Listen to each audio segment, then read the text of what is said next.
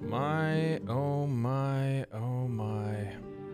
Here we are yet again. Another beautiful day, another beautiful week in video games. Today, my friends, I actually have no idea what we're even talking about. Video games, obviously, but to what exactly, to what ends, I have no idea. Speaking of ends, it does seem that we are close to our first finish of a war in Helldivers 2. I wonder what that means for the future of the game, for the community at large, and for the future of... I don't know, I didn't really think anything past that. Anyway, today, my friends, we are talking about... Well, we're talking about the video game industry as it lays today. We're talking about Helldivers 2. We're talking about... Dragon's Dogma 2, other games that are releasing this year, and many, many more things to add beyond that as well. So as always, my friends, sit down, grab yourself a nice, cool cup of liberty, and enjoy the show.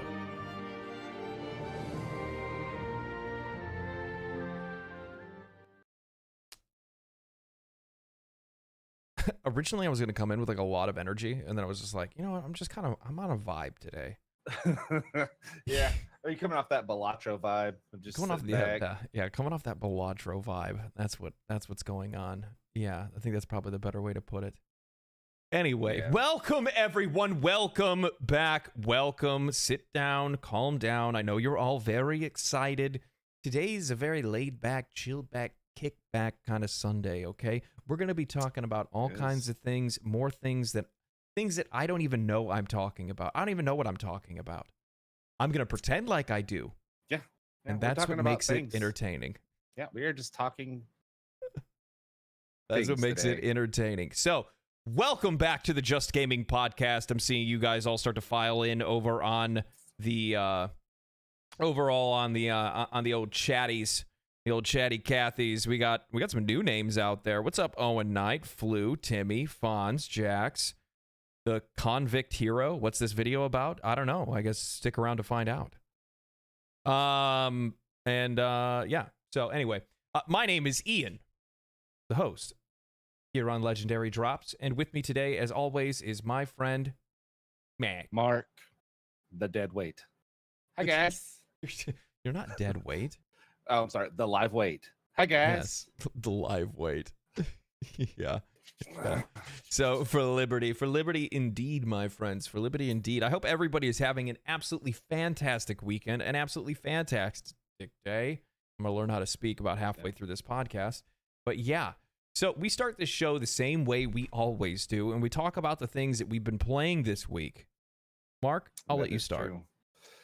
Good gravy. So I read an article I think it was last weekend, or maybe it might have been Monday, that 60% of games in 2023 were games that were 6 years older.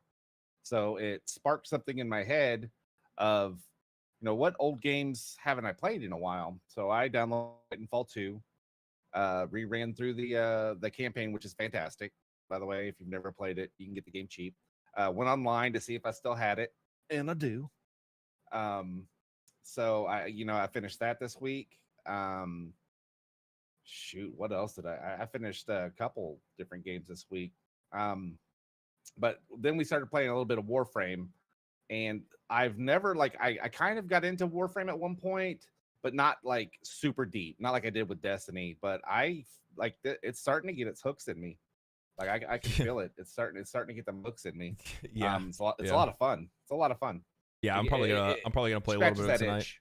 Yeah, it scratches that itch a lot. So yeah, you love the loot. That's what it is, right? Yeah. Well, it's the loot. It's the mindless, just running through basic. I mean, you can call them whatever you want, but it's an instance dungeon, and you just kill stuff, and it's just fun. Space ninja. Who doesn't want to be a space ninja? Yeah. Yeah. Me. I've been all over the place. So I finished Dragon's Dogma 2 to a point. Without containing any spoilers, I've been whisked away to the true ending and true end game. That's been that's interesting. I talked a little bit on my thoughts on that when I did my last video for Dragon's Dogma 2. I didn't really go into like full detail on a lot of that stuff just because I just don't feel like it's probably for the best for me to try to explain too much of that, because the problem is for me is that I'm very like I try to stay away from spoilers in my videos just because I realize that like people are going to want to watch stuff regardless of like where they are in a game, and the last thing they want is to get something, especially if it's coming from like a review perspective. A lot of people don't want it to be something, you know, that's going to ruin their experience. So I try to stay away from that stuff as much as I possibly can. Outside of that, I've been playing a lot of Balatro, obviously. That's been like you know, I brought this up, I think, last week, or at least I talked about it on stream, where I was discussing about, I was talking about how it's really nice to play a game that is just pure gameplay, right? There's no odds and ends, no story, no nothing. Like, it is literally about you and trying to strategize and think and maximize your brain power to try to understand how you want to tackle this game. And Balatro's definitely been that. I mean, it's fire. It is. And I've been an absolute I've been addicted to the game, to say the least. I already have 64 hours into the game. That's a lot. A lot for a card game. Yeah, for a card game. Yeah, but I mean, that's kind of the benefit to playing roguelites in the first place, because you have that much kind of replayability and flexibility, those kinds of games to begin with. And I really enjoy that. I've gone hard on the game because I have one deck that is already at the maximum no, it's not the maximum difficulty. I have one more. I think it's like purple stake is what I'm on now. Gold stake is max difficulty. So I got like a couple more difficulties to go on one of the decks. I've unlocked most of them except for one. There's I think one or two decks maybe that I still have to unlock, but it's very good. It's very good. It's probably the easiest recommended game I could give to people right now, because it's just a single player roguelite poker game that has some wild mechanics, and the more you play it, the more you understand it, the more crazy different things that you get to try to include into the mix when you start to really understand the game's mechanics and stuff. Like, it has a surprising amount of depth. And also on top of that, it's a game made by one guy, and it's like $13. It is a complete package game. There are no microtransactions. No, there's no battle pass. I mean, it's just a fun game. Yeah. Hey guys, sorry about the internet. Next week it won't be an issue. I'm switching over this week. So yeah, Mark's been dealing with some hardcore internet issues for a long time now, and he's finally going to be able to solve it next week. So big happies for Mark. Big happies for Mark. Getting that fiber, baby. Yeah, getting on that fiber. There you go. So let's see here. What else have I played? Dragon's Dogma 2. Definitely played my fair share of Helldivers this week for sure as well. And there's some crazy stuff that I kind of want to talk about with that. And then I played a little bit of Warframe. My first time ever playing Warframe, which I plan on making. I plan on making a video about it, because I think it's a really interesting. It's an interesting experience for somebody that's coming into it blind, knowing nothing about the game other than the fact that the game has been like relatively popular. It's been updated over the years. All the content that is released for the game is technically free. It's a free-to-play game. It's a really interesting monetization model that they have for it, and I have to really take my time to understand exactly what that model is. And Fonz, I will not have you acting like Risket the Biscuit in my chat right now. You need to go play Balatro, or I'm going to lose my mind. Roguelites. Get out of here. Yeah, get out of here. Go play your Assassin's Creed. Yeah. Go play your Assassin's Creed 47 quadruple quintuple A game. Yeah, quintuple 10 A's. So I've been having a lot of fun. I've been just having a lot of fun playing like a variety of games lately. But with the Helldivers 2 situation, it's really interesting. You need to play more of that on your off time too, by the way. No, I don't, and I'll tell you why. It's not that I don't like the game, because I do. I like it and I get it. You want me to be kind of where you're at the same time. But I like just playing it just as little as I have been once a week. You know what I mean? I'm not getting like bored of the game. I actually look forward to playing the game. Okay. If that makes sense, especially on a live service game, you can really wear yourself out real quick with it. Yeah. And I just don't want to do that really with Hellblades. Fucking Helldivers. Sorry, Helldivers. I read. Yeah, no, I get you. I get you. I read so many articles about Hellblade today. Yeah. Oh my god, is that a shit show?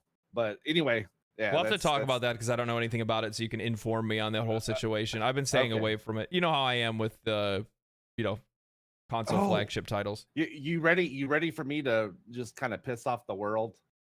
I had the epiphany this week that I am never buying another console game again, ever. Exclusive, ever. There are no console exclusives that are coming out that I can't get on PC, right? Yeah. I'm not going to buy another console next generation. So I'm literally buying Rebirth was my last console exclusive that I'm buying. That's it. I'm not buying console games. All right. Period. Yeah. Well, all right. I mean, hey, sorry, man, that's personal my choice. nose is stuck up, but personal choice, man. You live your best life. You live your best life. I can't. For me, like, there's games that I want to cover and games that I want to play. So there's stuff that I'm going to. Yeah, that's different. Stuff that I'm going to want to play regardless. Yeah. So like, I don't mind playing. I don't mind playing some stuff on the Nintendo Switch. I don't mind playing stuff on my PlayStation. There's no reason for me to have an Xbox anymore. That's just done. So. That's kind of nice. At least one of them's checked off the list at the very least. I think Sony's going to be going right down that road too. To be honest, it really seems like a lot of the more recent conversations seem like that's what's going to be the thing. Which, I mean, you know what? Screw it. Let's go. I kind of want to talk about this because one of the things that I've been really thinking about is that lately, with a lot of the conversations that we've been seeing from a lot of the major publishers in the industry, especially with like Xbox and Sony specifically, is that they're looking at the state of the industry. They're seeing a lack of growth. They're seeing a die-off in console sales and all of this different stuff. And their desperation, right? It's smart because you're going to make more money. Yeah. Right? You're going to make more money. Like, selling games on PC, you're going to make more money. It's stupid for you guys to lock these games to just your console and your console alone because, you're trying to push the console exclusivity to sell consoles and also to give people a reason to want to be in your ecosystem to begin with. But even more so, the other thing is that at the same time, that ends up hurting the vast majority of people that want to play games because they don't have access to play those games if they do not own that console, right? So you're forcing consumers into buying stuff that they don't actually want to have to own, right? But the thing is that something that I've kind of realized over the last few years, and this is just true for any publicly traded company. It's true for any business, to be honest with you. They want to make more money. They want to make bigger profits. Like, that's all they care is that the green line goes up. And Lord knows it better not go red. And I think in that, they're starting to find themselves reaching a ceiling. And they reached a ceiling faster than they thought they would. And they ramped up and they overproduced. They overspent. They over budgeted, they over hired, they over everything, right? And as a result of that, they're now in the position where they're pulling out their last stops, which their last stops are, we need to start selling games on other consoles. And the funny thing is that, that is going to continue to make that green line go up, but that's not going to prevent these people from losing their jobs, nor will it prevent the layoffs or anything like that. Because once you've maximized the amount of people that you can sell something to, that's it. Your only other option is to reduce your costs. Yep. And for the most part, like the console exclusive games, that's why Sony, Microsoft isn't as bad, but they do it as well. They will double dip you on remakes. So they've already spent the money on that initial, and then they're saying, well, here's the HD version or whatever, the enhanced version for the PS5 or the Xbox One X.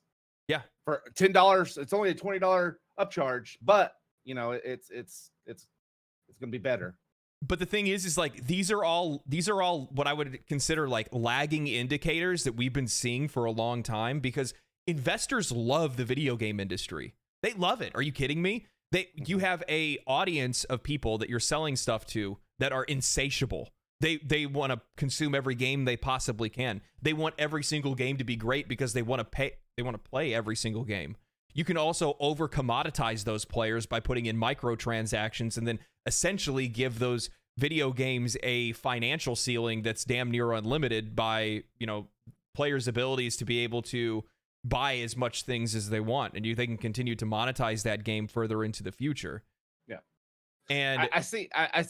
Not to cut you off, I see people keep throwing up Steam in the chat. Steam is a store; it's not the PC. There are multiple stores to buy your games from. You don't have to buy your games from Steam specifically. Yeah. But so like that's a moot point. I don't understand the Steam argument that's going on over there. Yeah. So the thing is that the way that I see it is that they're starting to realize that they're running out of options in order to like maximize how much money they make. They're starting to hit a ceiling. They're starting to realize like we're making games as available as we possibly can. There's a ceiling we're hitting for that. And then investors are pulling out of some of these companies because it's just not realistic with how much money these companies are spending on these games. And then the problem is that they've now rooted themselves into an issue because their only options to make more money are to try to sell the same thing again because they know it's guaranteed. These companies are so afraid of risks, it's not even funny. That's the reason why they wait for somebody else to do something first. Right? Looking at you, Naughty Dog. But it's not even just Naughty Dog. It has to do with everything. It has to do with in-game monetization. It has to do with making remakes. It has to do with doing like remastered copies. It has to do with all kinds of different things. There's so many different ways that these companies are waiting for other companies to do something first before they take the jump because they're so afraid of risk and how it will affect their sales, but even more so how it will affect their investors. And I think that, I think that Dragon's Dogma 2 actually reflects this pretty strongly because if you look at it, at very beginning of the year, Capcom stock shot up 40% until the release of Dragon's Dogma 2. So like that risk that we're talking about, they view not releasing the game on the date that you're supposed to release it on. That's a risk too. Pushing a game back, that's a big risk. They don't want to take that risk. Even if they know that risk would result in the game being released in a better state, that would mean that there's going to be better customer satisfaction. They don't want to take that risk of potentially losing whatever investor money they have up to that point, even though those people are going to sell off the minute the game comes out anyway. That's the whole idea. Yeah. You buy low and you sell high. The game was at its peak when you have the biggest major release for Capcom coming out, and you'll watch the stock market do the exact same thing when Monster Hunter Wilds is getting closer to its release. Yeah. So, and I see where you're going with this, and I think so we kind of talked about this off, and we're going to talk about it on here, about the AAA industry in itself, right, as a whole. You have the opinion that it's going down in a death spiral that's unfixable. Yes. It's inevitable. Okay. No, it is fixable. Okay. But people aren't going to like the solution. Yeah. So my pushback on, I don't think it is inevitable, because you use the term inevitable. That's why I brought it up. The reason I push back on that is I think a lot, like you just mentioned, okay, so these games have shareholders, the studios, the publishers, they all have shareholders. They all want their money at a certain time frame, blah, blah, blah. I don't think, like, just because as a society, like we're like so pushed back from the pandemic that we're just like, it's gone, it never happened. We are still seeing games that were developed during that time, but they have to make their deadline because the stockholders want their money. You know what I'm saying? So we're getting a lot of bullshit games and bullshit ports. So do you think, I know I'm taking a long time, but do you think if that pandemic had never happened, it would be in the same state? Yeah. Really? Yeah. Elaborate. Okay. So the reason why I think it would be in the same state is it kind of goes back to what I was talking about before, where the video game industry has been ramping up for a long time. And yes, they did ramp up even harder during during COVID and all that stuff, because obviously there was a lot of money on the table, a lot of investor money on the table. There was a lot of people that were looking to consume entertainment because of the fact that there were so many people stuck in their houses. So obviously there was a lot of money in the market for that. However, they've already been careening towards this path for a long time. The massive budgets that they've been setting forth on major AAA releases, like as an example, Spider-Man 2, right? Spider-Man 2 had to sell, like, if I'm not, you can't quote me on this. I don't know if Fonz is still here. Fonz will be able to fact check me on this. If I'm not mistaken, they had to sell at least 8 million copies of Spider-Man 2 to break even.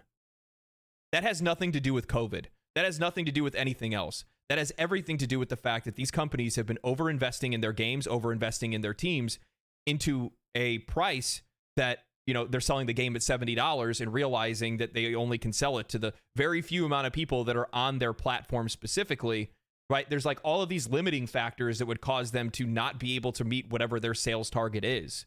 And they're doing it regardless because, well, that's what this investor money has given them the ability to do in the first place. But also at the same time, this has been something that's been gradually happening over the years. The budget required to make a AAA game has been increasing, even though technology at the exact same time has been actually going in the opposite direction. Technology is making it where it takes even less and less money to make these games in the first place. And now what that's coming to is it's all coming to a head. It's all coming to a head where basically they're not going to be able to be profitable with the games that they're making, and they're going to have to lay off and continue to lay off. And to be honest with you, we're not even seeing the end. We haven't even seen the worst part of these layoffs, in my opinion. I think the worst part is probably going to be coming in the next couple of years, where a lot of this like new AI technology really does start to take hold. And as a result, you're going to see some of these teams get cut down really hard. And the reason why I think this is going to happen is because the proof is already in the market to begin with, because you have studios like Arrowhead Studios of 100 people that make Helldivers 2, sell it for $40 and sold like 10 million copies, basically challenging the exact same sales as Spider-Man 2, but they did it with far less people, far less resources, with far less money, and made a far more popular game that's also replayable and has extra monetization. So it's like you see how top heavy this part of the like the AAA side of the industry is. There's just too many people. There's too many people. There's too much money. There's too many problems. Too many things can go wrong because when you have too many people working on one project, more issues are going to happen. All that kind of stuff. But even more so, the other thing is that looking at Balatro as an example, the game sold I think 1 or 2 million copies already. It was made by one guy in his free time after work. Yeah. Like, put that into perspective. A game sold 2 million copies made by one guy in his free time. So these companies don't need these massive budgets. They don't need they don't even need the amount of people that they have. That's the other thing too. They have too many people, and that's one of the biggest issues. Even more so, the other problem that they have as well is the fact that I've talked about this on many occasions. The amount of money that they spend on marketing is absurd. It's absurd. It's almost the exact same price that they're. It's almost the same price that they're spending on developing the game. And and it's, to be honest, it's not necessary because nowadays games are selling themselves. Yeah. I mean, you've got the internet. I mean, look, we don't even do trade shows hardly. All of it can be done digitally. So, okay. With that outlook that you just gave, so you're saying that the smaller indie devs can make a game to money as a AAA spending as much money, right? Yeah. Now we're looking at a future where we don't have those popcorn eating blockbuster games. If they're going to go, like, not every game needs to be a $300 million game, but I can guarantee you Grand Theft Auto 6 does. You know what I mean? You still need to have those big AAA titles. Well, I'm not saying that you don't need to have AAA titles. I'm saying that the money that's being spent on these games isn't actually giving any extra quality. Okay. But it does, though. I mean, if you, it does give it extra. I understand what you're saying. Like, you can spend a shit ton of money and make a bad game. You can do both. Those aren't mutually exclusive, right? You can well, yeah. I mean, spend a bunch of money and make.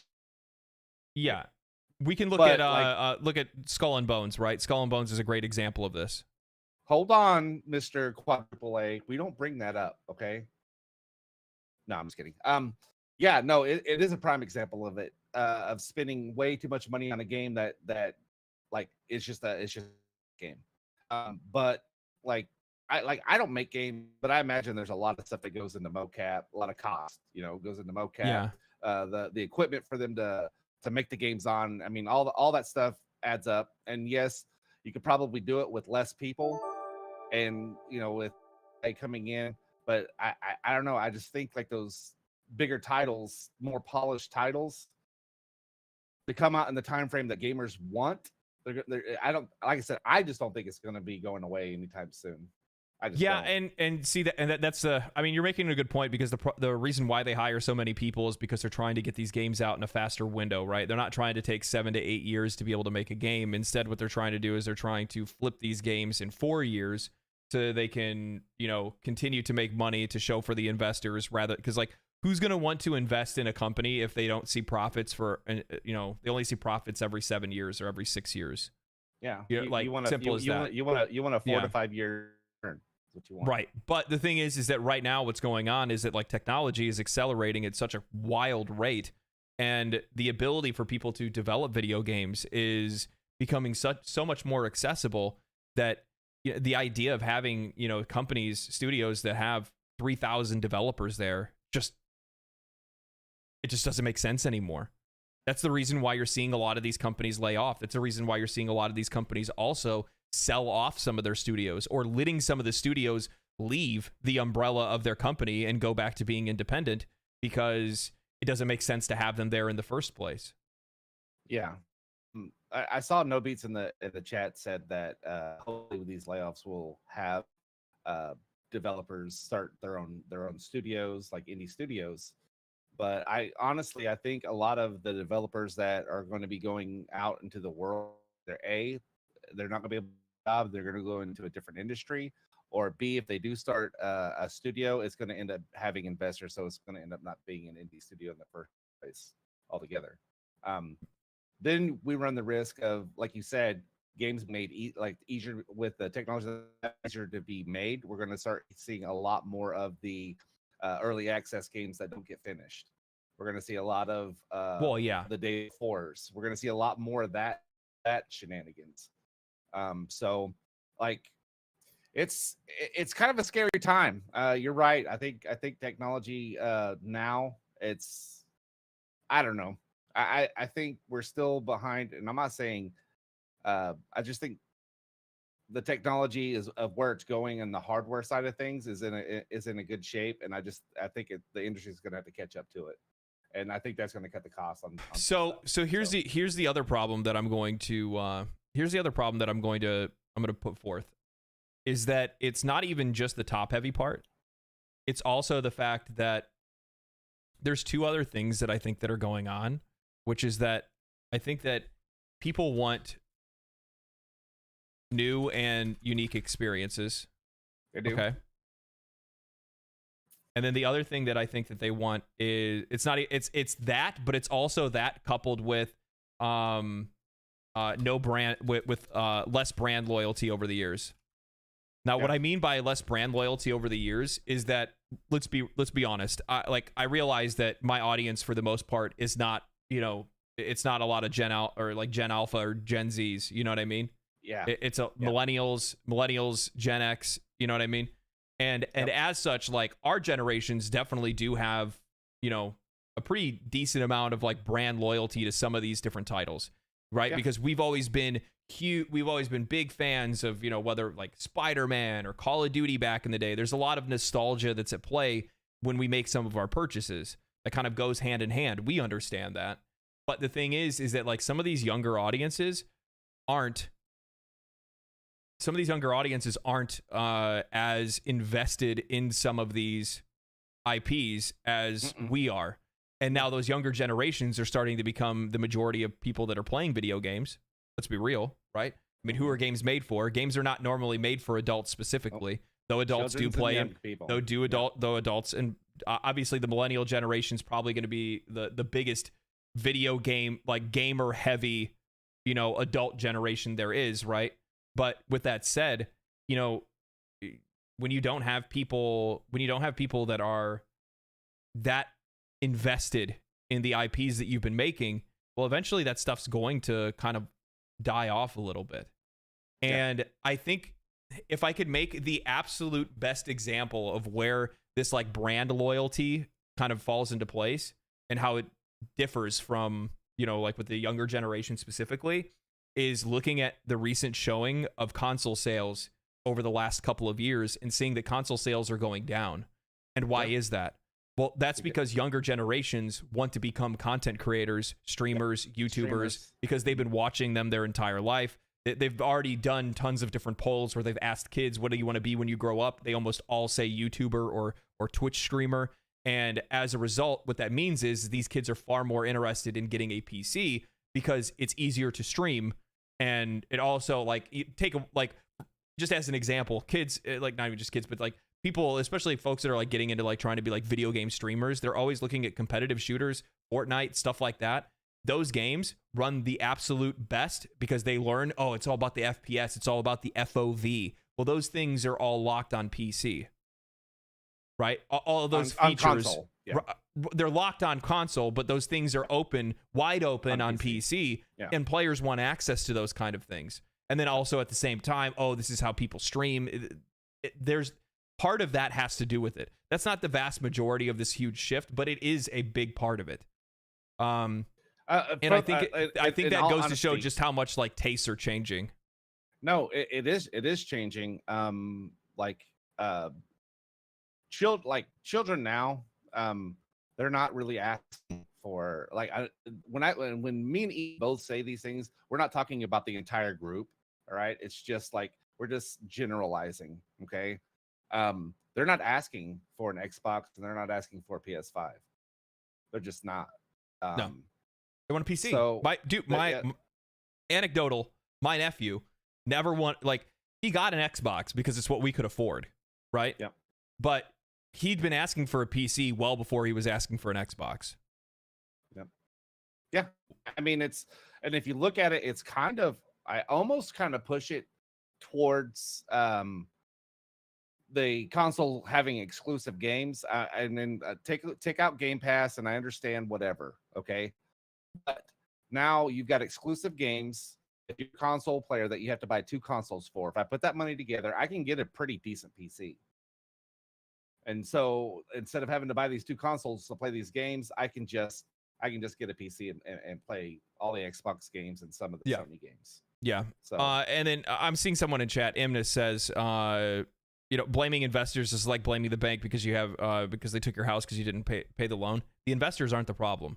It's the management of these companies, and then what ends up happening. It's just the motivation of being a business in general, but it's the added motivation. So the thing is like when you're not a publicly traded company, your interests are the only interests that matter. It's your employees, it's your money that you're making, it's the people that actually own the company are the ones that they're the ones that are putting pressure on like how much they need to make, how much they need to profit, the changes that they need to make, etc. When you add investors into the mix, it's no longer your interests, it's their interests as well, right? Mm-hmm. And with their added interests, all of a sudden your standards for what needs to be profitable go way through the roof because you're inclined to make sure that you're trying to profit as much as possible to hold on to investors and also attract more, which ends up happening as a result is that, well, I think that we kind of already see it in the video game industry today where a lot of these, a lot of the top heavy publicly traded companies, some of the bigger publishers and bigger video game developers that are out there are running into a lot of issues because, well, they're just kind of running up against the line because there is an end date on some of this stuff. You know what I mean? Yeah. Like Imnis just stated that what's reasonable profit is subjective, and that's false. It's objective. Companies set their goals, they set their margins and their budget specifically to specific numbers. They usually try to go right at or right under what they think it's going to do. That's just the way it is. So it's not like there's a lot of guess. It's like that. That's what they are telling their investors that they are going to give them. So Yeah. it's not like, oh, this is whatever. No, it's like it is it's nailed down. Yeah. Regardless if your company is public or private, you are incentivized to make money. But you're incentivized further to do whatever you can when you have investors, because it's not just your interest on the line, it's somebody else's as well. Right? That's what I mean, who was it? The CEO, was it CEO of Tencent? Was it Tencent or Embracer, right? Came out and said, you know, the consumer, our interests are to maximize the profits of our investors, which is the truth for any company that's out there that's publicly traded. And there's nothing inherently wrong with that. The problem is that it's just a mix of that and then poor management in the video game industry and unrealistic goals for some of their games. You know what I mean? Square Enix is probably one of the best examples of this. Oh, when they're they come out and terrible at this. Oh, they're horrible at it. They go, oh, Final Fantasy 16, it should sell 13 million copies. In what world is Final Fantasy 16 going to sell 13 million copies? You don't have the brand identity is not the same as it used to be. The brand popularity is not the same. You're selling it limited to one single console.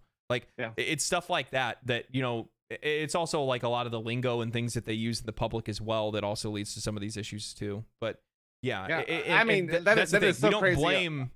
Go ahead. It's so crazy on their part with Final Fantasy 16, just for instance, that, you know, there's only 50 something million PS5s out there, and they're saying, oh, you're going to get, you know, just under a third of all the people who own a PS5 to buy that game. And that's crazy. That is a lot of people that's crazy. Yeah, and like I'm seeing them say the problem is the devs are making awful games that are costing hundreds of millions of dollars. They do 100%. That is definitely a problem. But also at the exact same time, there are great games that are being made for hundreds of millions of dollars that are not turning a profit enough, that are causing people to lose their jobs because these companies are poorly managed, and that's really all it comes down to. I think I'm looking at Spider-Man 2, great example of that. The game had to sell like 7 or 8 million copies to be able to break even. Only going to profit if it sold over that. I think it did end up selling like $10 million, but that's like at that point, like most investors and also even the company has to look at that and go like, what was the point of this? You know what I mean? Like that's, you know, you're getting way too close to breaking even selling 10 million copies. That's absurd. 10 million copies is crazy. That's a lot of games, man. Do you remember back in the day when a game sold 4 to 5 million copies? That was a blazing success. I mean, that was like, oh my God, that game's, you know, it's great. Now, you know, because you have games that have sold so many, like a Grand Theft Auto 5 and blah, blah, blah, everyone's looking, and Call of Duty, they're looking at that top 25 million and up range, then thinking, oh, that's what a successful game is. And that's not true. It isn't true at all. Yeah. And to be honest with you, like the publicly traded part isn't the issue. It's just a contributing factor. That's all it is. Yeah. It's just one of the nuances. There's plenty of game studios that are out there that are publicly traded that operate just fine. A lot of this does really come down to the fact that there's just really shit management out there more than anything else. I look at a company like Bungie, and that's the first thing that I think. You know what I mean? Like, because like it's like, I think that's the crazy thing. It's one of those situations where it's like everything is like right in the eyes of the public, but you know, it's so weird because like you can obviously see that the people that are the higher ups at Bungie are literally just kind of trying to coast by until they're like what is it, their bonus period finishes and then they get to leave. Yeah. God, so who was it that who was it the people at Overwatch that got screwed out of their bonus, and then they took to Twitter that they were mad that they didn't get their bonus because Blizzard used to just like basically profit share bonuses across all projects. So, you know, if like WoW's doing good, we can use that WoW to give, you know, all the other divisions their bonuses or whatever, right? And so Overwatch has done fairly poorly. I mean, I don't think anybody's going to argue that. And poorly. And then they get bonuses. The devs didn't get bonuses, and it became this thing online that, oh my God, Blizzard's a heartless deal. Like go work in the real world or like a normal sector of job. And if you don't perform, you don't bonus. That's just the way it is. Like I get it. I mean, it's a mindset deal of whatever, like old school of like you have to work hard to whatever instead of just, you know, Like a corporation's not going to break off their profits to give you a bonus. They're just not. I'm genuinely confused by something, but investors don't affect the development process. When did I ever say that investors affect anything? Okay. Anyway, let's look up CD Projekt Red on that comment. Well, no. I'm not getting into it because it's not what I said, and I'm not going to defend something that I didn't say. So it's just one of those things where it's just like somebody's just taking my words out of context. Out of context. Yeah. So okay, go ahead. We'll skip it. Yeah. It's just one of those things where I think just over the years these companies have just become too hot. They're too top heavy, and they are. And the funny thing is that like was it Phil Spencer that came out and said he said like we're projecting that there's going to be less people buying video games and Phil Spencer won't less console sales. Stop coming out and saying shit. It's his problem. Yeah. So like he just won't shut up. And I don't necessarily like he's not wrong, by the way, because the thing is that like one of the problems they have as well is that like you have these incredibly highly budgeted games, and regardless of like whether or not these games are, you know, a shit game or a good game, it doesn't really matter, because the thing is that they're starting to price themselves out of consumers. Yeah. That is true. I mean, I don't want to shit on games hardly anymore, like unless it's like just an all out like fucking the day before type game. Yeah.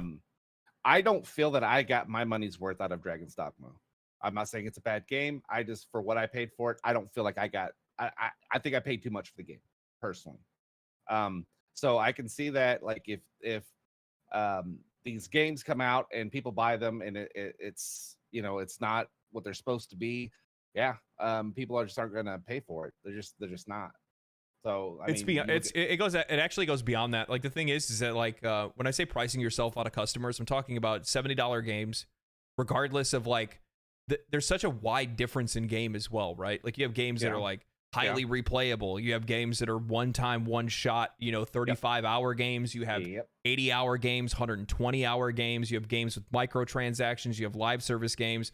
They're all within that same price bracket. And there's a lot of people that are going to look at some of these titles and say, that's not worth my money for $70 if, you know, the, you know, benefit to cost ratio doesn't make sense for them. Compound that with microtransactions. Compound that even further with lack of regional pricing for a lot of these games, where in a lot of cases, especially in like South America, Africa, and definitely out in like different areas of like Eastern Europe and whatnot, you have people that are, you know, you have games that are getting priced at USD prices and they can't afford it because $60 or $70 USD is like, you know, more than half of what their monthly income is. You know what I mean? So not only it's like all these different contributing factors that they have that are leading to the fact that they're not going to be able to profit off of the massive price that they have on these games and how much it's costing them to make it, how much it's costing them to do you think they're to not market them? They're not regionally changing their prices because they think people are going to VPN by the games. Yeah, that's part of it. Some people think that they're gonna they think they're gonna use a virtual network to be able to purchase the game and, you know, pretend that they're from another country and stuff. There's a lot of headaches involved if you're trying to do stuff like that, but there are people that will do it regardless. But yeah, it's just there's a lot of different factors that contribute to it. But regardless, the thing is that at the end of the day, they're spending a lot of money. They're not getting enough back on the money that they're spending. They're making the same games over and over and over again. And there's less people that are interested in those games. And I think that a lot of the games that have popped off over the last, honestly, probably last 3 years, really does go to show just how different of an experience a lot of people are looking for, if that makes any sense. No, I think that more players are looking for. Thank you for the gifted subs, Mark. Oh, hey guys. Jesus. So I think that's really what it kind of comes down to. I mean, like, people want something different. Look at Helldivers 2. I think Helldivers 2 is an awesome example of this. It's such a refreshing change of pace. And there's going to be some people that are going to view Helldivers 2 and say that it's not a, it's not a major indicator or something like that, right? You're going to have folks that are going to believe that. But also at the exact same time, think about it like this. If you have a game that sells, I think Helldivers 2's already sold like 10 million copies, if I'm not mistaken. It's sold. Yeah, if Helldivers 2 sold 10 million copies, that's 10 million players at one point that were not playing Call of Duty, that were not playing Fortnite, that were not, like, not to say they didn't go back to their games, but now if you're looking, the game usually sits at least on Steam, like close to like 300,000 concurrent players. You combine that with PlayStation, which is probably near, I'd probably say it's probably close to the same. Maybe if anything, it'll be like half of as much at the very least, right? Yeah. So you're going to say, like, chances are there's probably 500,000 players actively playing Helldivers 2 at any given time. That's a lot of people that have been pulled away from other games that are out there, specifically because of the fact that they're just sick of the other shit that's out there. Every single game now, like, that's the other thing. It's the, we were talking before about, like, they're adverse to risk, right? Risk adverse. And as such, every game I felt like over the last few years that has come out is competitive shooter, competitive shooter, competitive shooter. Everybody's trying to be the next esport. And, you know, everybody's trying to be the next big battle royale, the next big, the next Fortnite. You know what I mean? Well, yeah, and it's not even. Well, now the hunt is like whatever comes after Fortnite. What is the new genre after battle royale? You know, like, that's the new. So is it going to be extraction shooter? Is it going to be? Are we going to be like go back into like more of the MOBA shooter or something like that? You know what I mean? Like, you have people that are like looking in all those different directions. Yet at the exact same time, you have this massive. You have a game that just absolutely pops off, and it's just purely co-op. Yep, it's purely co-op and fun. I mean, I think is it Ubisoft, but I think they have their next hero shooters like X Defiant or some shit like that. Yeah. So you're right. Everyone's trend chasing is the problem. They're just chasing the trends, and instead of just coming up with something cool and unique. Again, it goes back to what I said before, right? Yeah, is that 100%. You know, these companies are waiting for somebody else to make the move, and then they follow suit. You know, and to be honest, there's some companies that are highly skilled at it, very skilled. I mean, look at let's see, Pal World. You know, they said, "Hey, Pokemon looks fun. Let's make it better." So yeah. Well, I mean, Blizzard also used to be like the king of that stuff as well. Yeah. I saw recently that one of the developers for Diablo 3 posted a video. I need to go watch it. He posted a video and he's talking about how, like, it would have been impossible for them to make Diablo, or for them to make Last Epoch. Like, recognize, like, now in hindsight, recognizing what players actually wanted, and he's talking about like his experience playing Diablo, like, or making Diablo 3. It's really interesting. I gotta finish watching it and stuff. Maybe it's part of a video that I could make or something like that. Yeah, well, it's okay. So Diablo 4 is they're doing the update, and a lot of people are super excited about it. I loaded it back up and just played it. It just, after playing the full release of Last Epoch, it just doesn't feel good. It still doesn't feel good playing Diablo. Like, just the minute-to-minute combat just doesn't feel as good. And I think a lot of that has to do with the fact that I still, like in Diablo, your builds are so limited of what you can build and what you can create. And Last Epoch is a lot more open, and it just feels better to play. Yeah. So, yeah. No, I don't disagree. So anyway, so we've kind of set our piece on this. I kind of want to move on to Helldivers 2. So there's something really interesting going on with Helldivers 2 over the last couple of weeks. And one of the things that I wanted to talk about is the end of the upcoming war. So something that I didn't know. With the Wobots, though, right? It's just Wobots. No. So I guess something that I found out was I was reading some posts and some discussions from players that were playing Helldivers 1. And I thought it was just an internal combat. I always thought that Helldivers 2 was like an unwinnable war. It's not. It's not an unwinnable war. Basically, so you just got to push everything. You got to recapture everything on the map, on the board. If we recapture everything, then the game will reset. Really? See, that it's shit like that they're doing that is so like for a live service game. Groundhog Day, basically. Yeah. All of a sudden, we wake up and it all started over again. Nice. Yeah. Which, by the way, the thing is, it's not like an actual like repeat thing. From what I understand, So when I went through I started playing Helldivers 1 just to get a taste, just to get a feel for the game, right? When I was playing Helldivers 1, one of the things that you are exposed to at the very beginning of the game is a up until now, which I really hope that they put something like this into Helldivers 2. It's not there right now, but it'd be really cool if they did. And basically what it does is it actually like commemorates all of the major moments that have happened in Helldivers 1 over the course of the game's release and as people have been playing it. So I read about how we had formed a peace treaty with the cyborgs in Helldivers 1. However, there was a bombing at one point, and it wasn't necessarily clear whether or not it was them. So we blame, I guess, our government, the Super Earth government blamed it on them regardless. And then the war, and then the war sparked up again with the cyborgs. At one point, the bugs were pacified or pacified.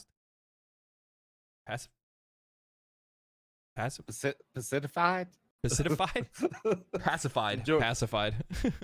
At one point in time, the bugs were pacified, and when the bugs were pacified, everything was fine. We were still farming them for their valuable oils that they produce.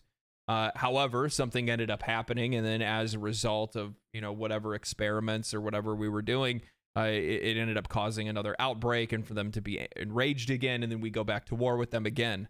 And these kind of things just kept happening. So it's like the war would be won, and then the Galactic War would start over again because of something that would end up happening that was, completely out of the control of the government of Super Earth, obviously. It's the vile automatons, the vile cyborgs, the vile, terminids or whatever it might be. So so it's really interesting, and I didn't think about this. I didn't even know that this could potentially even be an option. One of the other things too that I didn't know is that they systematically increased difficulty based on those victories. So when a war was won, then all of a sudden the next level of difficulty was released. So like right now we only go up to level 9 difficulty. In Helldivers 1, difficulty goes up to level 15. Oh shit. Okay. So at least from the information that I had read, it seems like they had won the war. Like I don't know what what it actually started out at, but it raised in difficulty basically every single time. So the idea is that like the community gets better and better at fighting. The difficulty then increases to give people a better chase, something a little bit more challenging, and then also to like balance out the game a little bit, and then and then something else is introduced. A new faction's introduced, a new monster type is introduced, a new or enemy type, weapons, stratagems, all kinds of different things. And I've kind of come to the realization that this game is almost damn near completely unable to predict. I would say so. I mean, I did see, I guess you could predict just like what kind of weapons and gear you're gonna get. I guess hackers had gone through and have already somehow unlock the weapons to use from the next little pass thing. So, but yeah, when it comes to actual content, I don't. Whenever we talk about Helldivers and you're talking about it, I'm listening just like, ooh, this you know what I mean? Like it's always a new prize, a new surprise present. So it almost kind of makes it seem as though the game is kind of like a roguelite. Yeah. Like where we are all together as one, as this massive community, pushing the game forward, unlocking content permanently, and then we're all going to start it over again eventually. And I think that that's a really interesting. I mean, obviously the game at its core is already really like fascinating as just a specimen of game design to begin with, and just like game theory in general.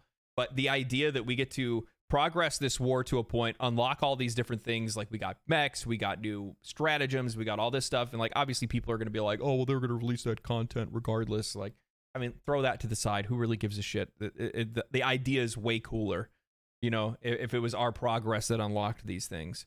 I saw people that were pushing back on me before because I was like, well, we were the ones that helped release mechs into the game, right? We freed the facilities that were building mechs, and as a result, we got mechs into the game. They're like, oh, well, they were going to release them anyway. Maybe. You don't know that. We don't know that. I honestly don't think so. So yeah, I mean, obviously those assets and things already exist. It's something that was planned content for the game, but it's up to the players on whether or not they can get that content to begin with. And I think that's how really fast cool. you're gonna unlock it. Yeah. Yeah, how fast you're going to unlock it. Exactly. So, like, as an example, we already know that they have vehicles basically ready to ride. But what's the chances that when it comes to the defining moment for us to be able to unlock vehicles for planets, that we fail that order and then don't unlock them, and it ends up getting pushed till later, and then we'll have to try to coordinate and actually take it down at another different time. And there's a lot of really crazy things that are going on in the universe of Helldivers 2 right now. There's ships that are being teased, like destroyers, basically like automaton destroyers. They look like they're straight out of Star Wars. You have what else is it? They now, did you see the AT-ATs? Yeah. Well, you're talking about the four-legged ones? Yeah. No, I haven't. Yeah. So they're rare, but you can find them on higher difficulties right now. So you can when you see them pop up, it is it's terrifying. So like, not only are the enemy factions evolving, but we're evolving alongside them to be able to deal with those threats as those threats come in.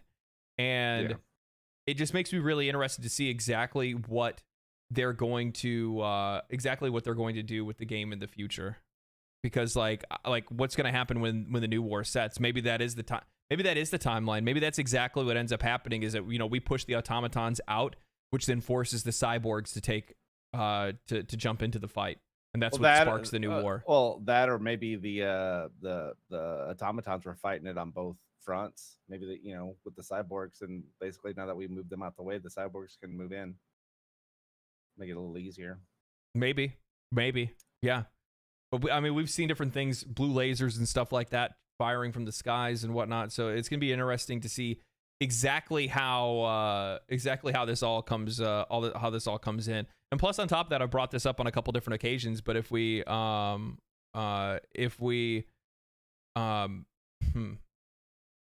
end up, like, I'm wondering if there's going to be a fourth faction. They would be smart to not run out of factions in general. I'm just hoping for them specifically, just because of data mining and stuff like that. I hope they do whatever they can to like try to withhold assets. Keep it. Well, yeah, don't put it on the server. Don't put the assets on the server if there's a fourth faction to join the fight. I'm hoping there is, because there's four sides to the war, right? You have Terminate on one side, automatons on the other. You can easily see another faction coming from either the north or the south. But that also leaves another opening for another faction if they wanted to. So I'm interested to see exactly how that works out, but it's going to be really cool when it does. This game, the game just amazes me with how quick and fluid that the devs team can be with it. You know what I mean? It feels like they can just crank this stuff out, just crank out content on the fly, whereas you got like a Destiny, it takes 6 months to a year to get another expansion, or whatever. I mean, they do a weird seasonal deal, but it's nothing major. You know what I mean? So it's kind of cool. That's the other thing too that's really interesting with this game, is that its content cadence is actually it's absurd. It is super absurd. It's absurd. Impressive. It's impressive is what it is. We've seen from just my recent recollection, we've seen flying enemies introduced. We've seen I want to say 4 new stratagems. Is that right? I think 4 new stratagems over the time that the game has come out. We've had 2 war bonds. We've had 2 new enemy types added to the automatons. So like, there's been almost a content drop every single week, and it's happening organically. It's just being drip fed into the game, and it keeps interest really high. My only thing, like, I really only have one gripe with Helldivers 2, and it's it's literally the only thing that I'm like, dude, if they could just fix this one problem, they're going to be able to hold on to players for far longer than a lot of people would probably give them credit for, which is fucking stabilize the game. Like, the stability of the game is like, they do an update, servers go down. They do anything, servers go down. Like, everything, something, there's all like, like them just trying to get like the game like dialed in is like really difficult for them to do for some reason.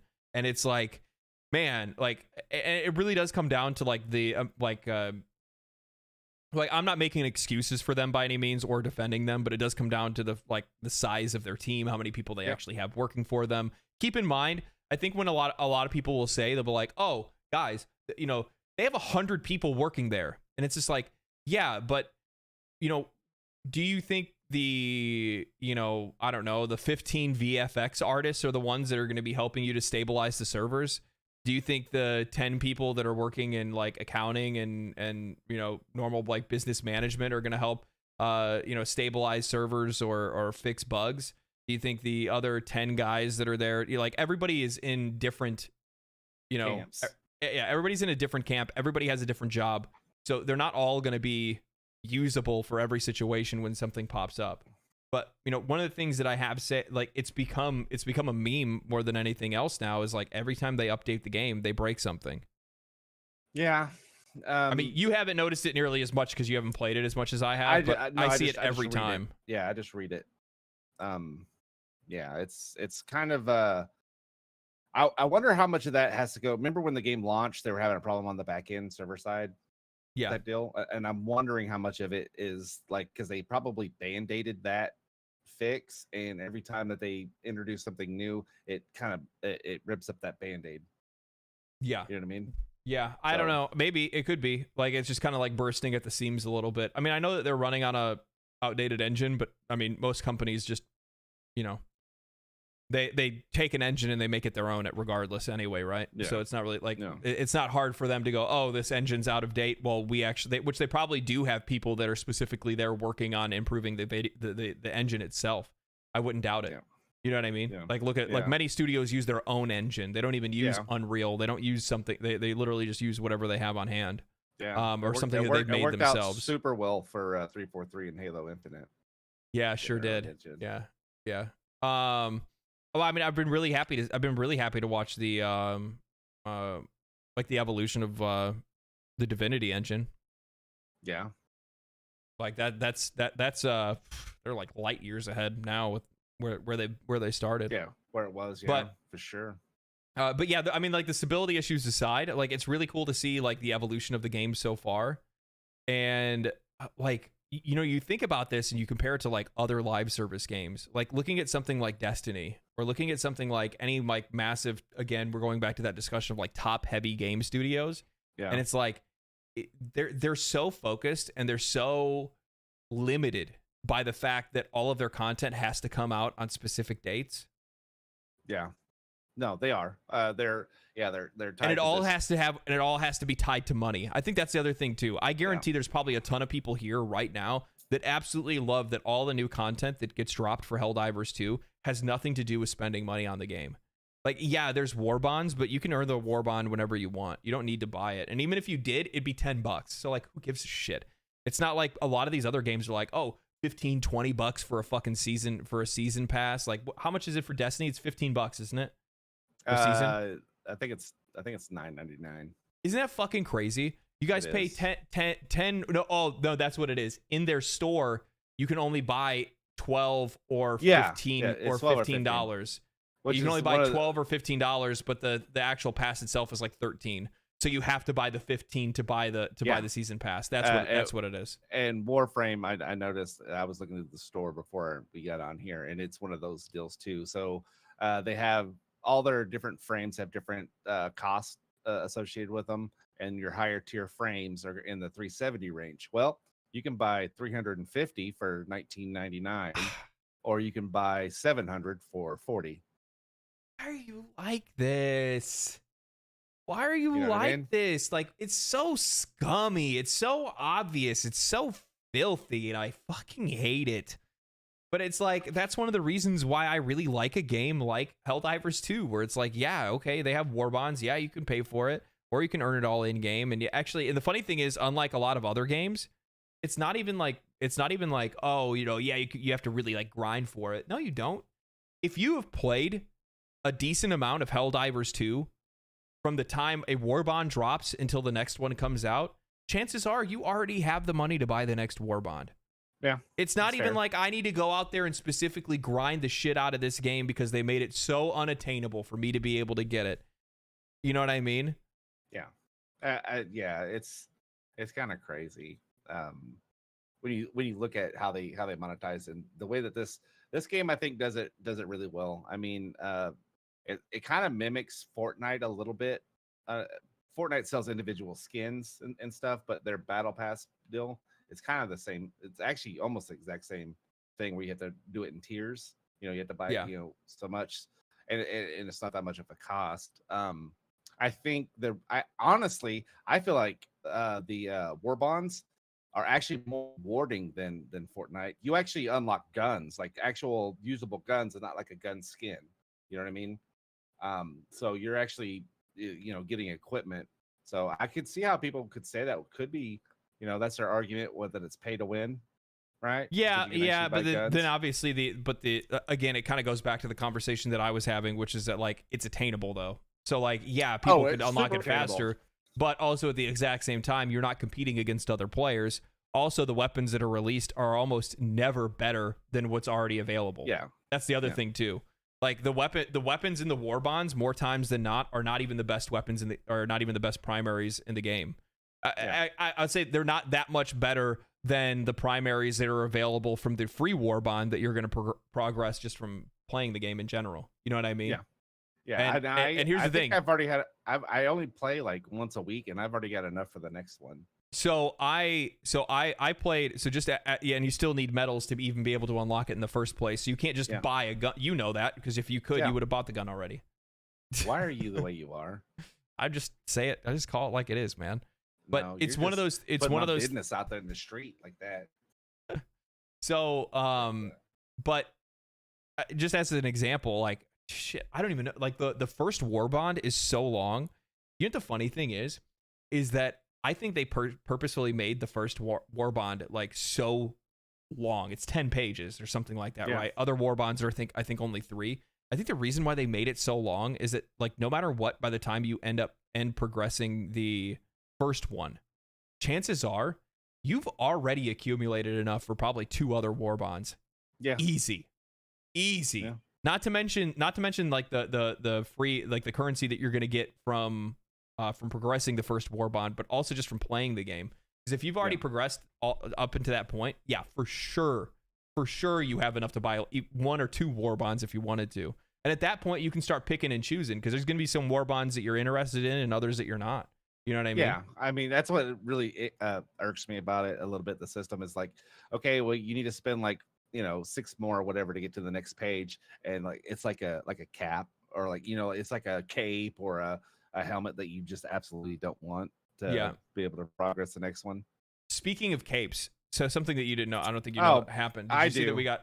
Yes. Yeah. So they released a free cape into Helldivers 2, and with that free cape is commemorating the creek. The creek. Yeah.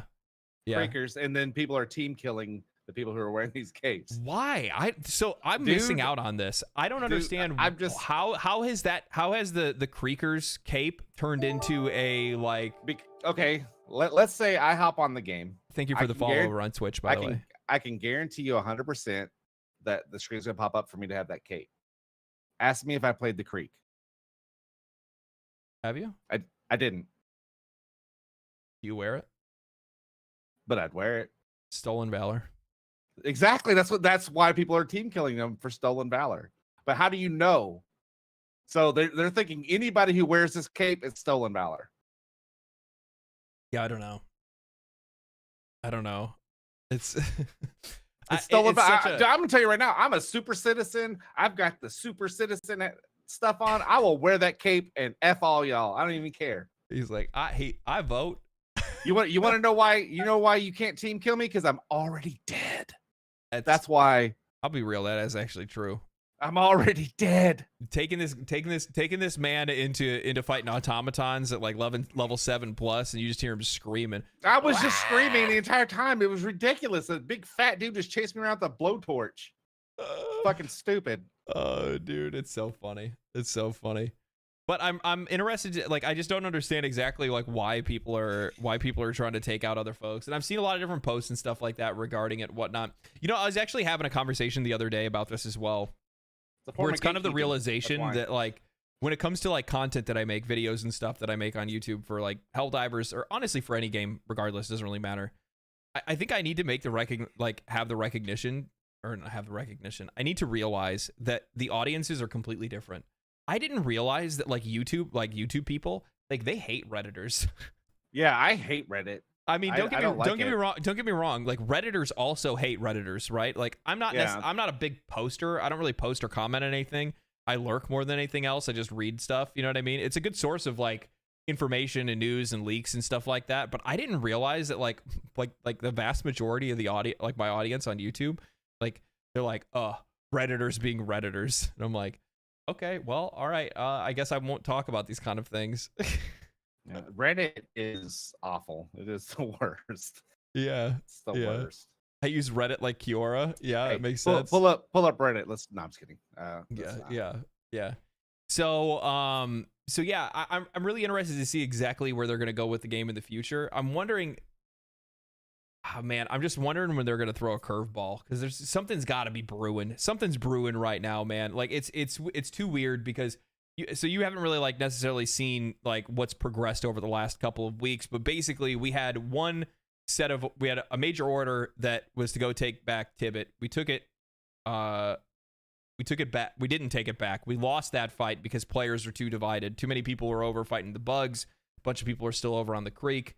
Then they gave us a gimme, which was take back, like basically we failed that major order. They gave us another one, which is basically to take 3 planets back from the automaton sector, one of them being Malevelon Creek, which it basically made it a layup, right? Because everybody's like, oh, okay, fine. Now we get to go take back the creek, take the creek away from the creekers, which means now you have you have about 50 or 60,000 players at any given time that are now able to be deployed on any other planet, right? So like that helps out with being able to complete major orders. So we crushed that one. So it's just one of those things where it's like, you know, that was kind of a bit of a layup. What's going to end up happening next?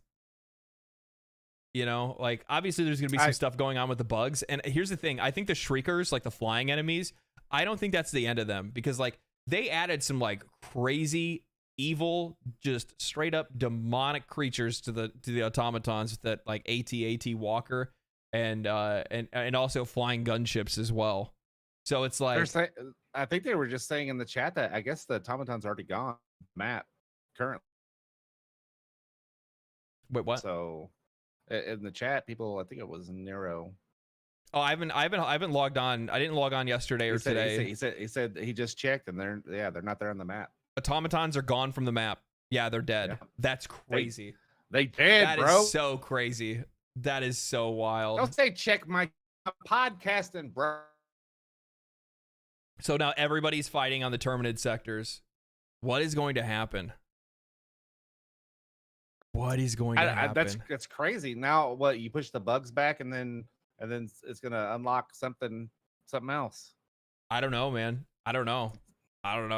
It's gonna be cool though. That's all I can say. It's gonna be what? Didn't the next war bond drop the 11th? Yeah, maybe it'll coincide with the war bond. Maybe. So I don't know, it's only 4 days. 4 days away. Yeah. I'm. Oh, I know, Vlad. I need that fiber real bad. Yeah, you're gonna get it soon.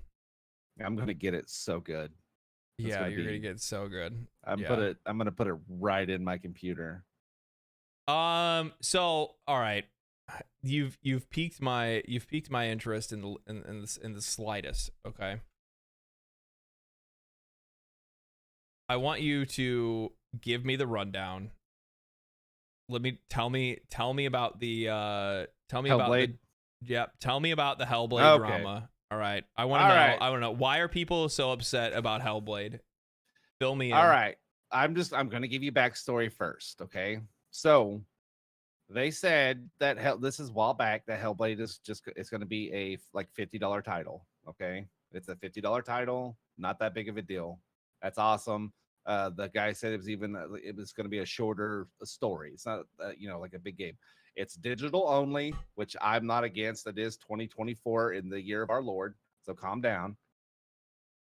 But on the Xbox Series S and X, both consoles, it is capped 30 with dynamic resolution. That's it. So, do you know what that means? No.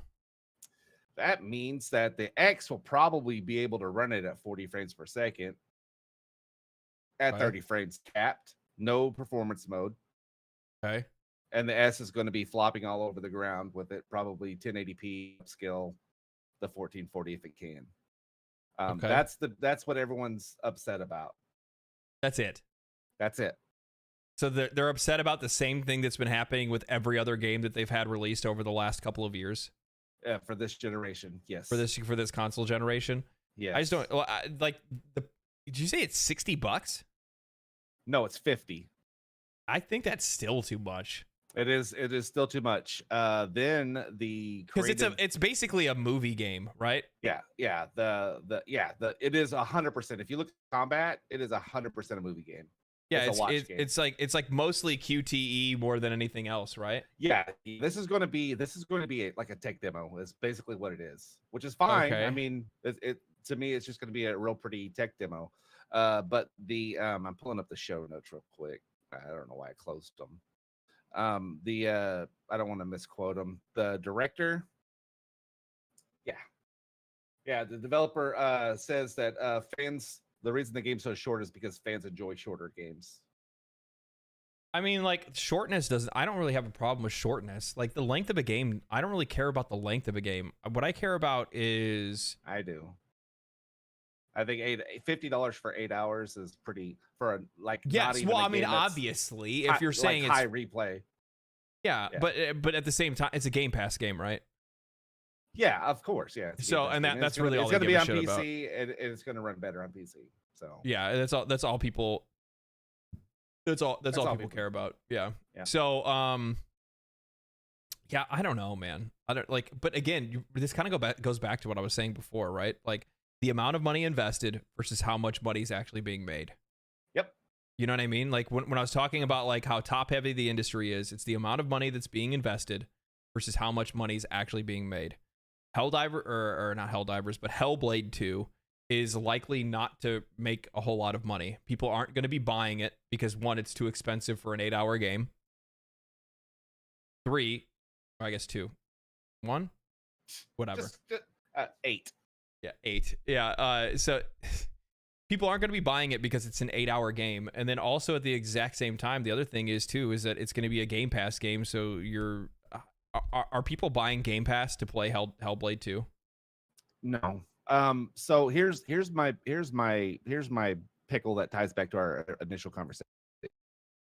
So if they're spending so much money on game development, this game, mind you, was shown at the reveal of the Series X. Okay, so 2020, that's when it was shown.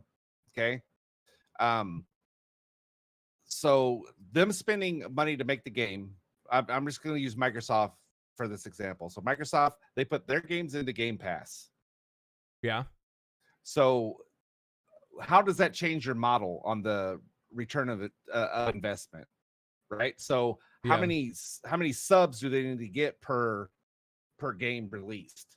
Yeah, I think like that's the thing that just really doesn't make a whole lot of sense to me when it comes to Xbox Game Pass. Is it's like the sheer amount of money that's being invested in some of these. Also, like, have you realized like how many people are fucking absolutely livid about Diablo 4 on Game Pass? Yeah, I mean, the people who bought it on. I'm sorry, if you're an Xbox player and Diablo 4 came to Game Pass, I would be like, I'd be so mad, especially if you purchased it. Like, I mean, that's what I mean. Like, if you purchased it, imagine the people that spent $100 on Diablo 4, not only to have to experience Diablo 4 when Diablo 4 was not good and still isn't good, and it's getting better. I've heard a lot of really good things about the recent update. But I plan on when they actually have the season 4 go live, I plan on playing it. I'm gonna give it a shot. But regardless, the thing is that you have people that invested that much money into it, and now like all of a sudden the game, like in their eyes, it's going to be a free game. Obviously, it's not free. You have to have Game Pass to get it, but still, like, I can just have it on a monthly subscription. I want to check this out, but I'm gonna step out on the hill on this. I'm pretty sure that the core, because your Xbox Live turned into Game Pass, right? So you've always had to pay to play online, so they just turned that into your Game Pass Core or whatever. Yeah. Ultimate. I'm almost positive that Microsoft's first party games are that core. So technically, it is a free game. Oh, there you go. So, here's something you said earlier kind of upset me. Good. When you're talking about digital, you're talking about like it's 2024 digital only games. Yep. Like, have you seen any of the stuff recently on like games preservation? Yep. I wanted to talk to you about it, but I didn't know if you were savvy with the Yeah, I watched I watched it. I watched Homeboy's video. Okay. What are your thoughts on it? So this is going to be a long conversation. This is like a super nuanced topic. Okay. Because right now, I think this weekend is the last weekend that you can play Wii U or 3DS games online. Okay. So we'll start off with one question first. Okay. Are games a service or a product? Depends on what the game is. If the game is a live service game, then it is a service and not a product. That's how I feel about it. Say it again. So if it is a live service game, let's say it's a multiplayer online game, okay? It's not a service. And I mean, it's a service. If it's like a standalone single player type game, it's a product. And here's my thinking before y'all get after all this. If people were still playing online games online, the servers, because server cost a lot, they would keep them up and running. No, I disagree. I'm not done yet. If they could still monetize. Right, but if it's something that's not backwards, so here's the thing. We'll use something like Call of Duty, the original Modern Warfare back in the day. Modern Warfare 1 and 2 back in the day. Okay. If you purchase that game, should you lose the ability to be able to play it online because they don't want to support servers for it? We didn't have it back then, by the way. Remember, that was peer-to-peer, right? Yeah, it was peer-to-peer. Yeah. Right.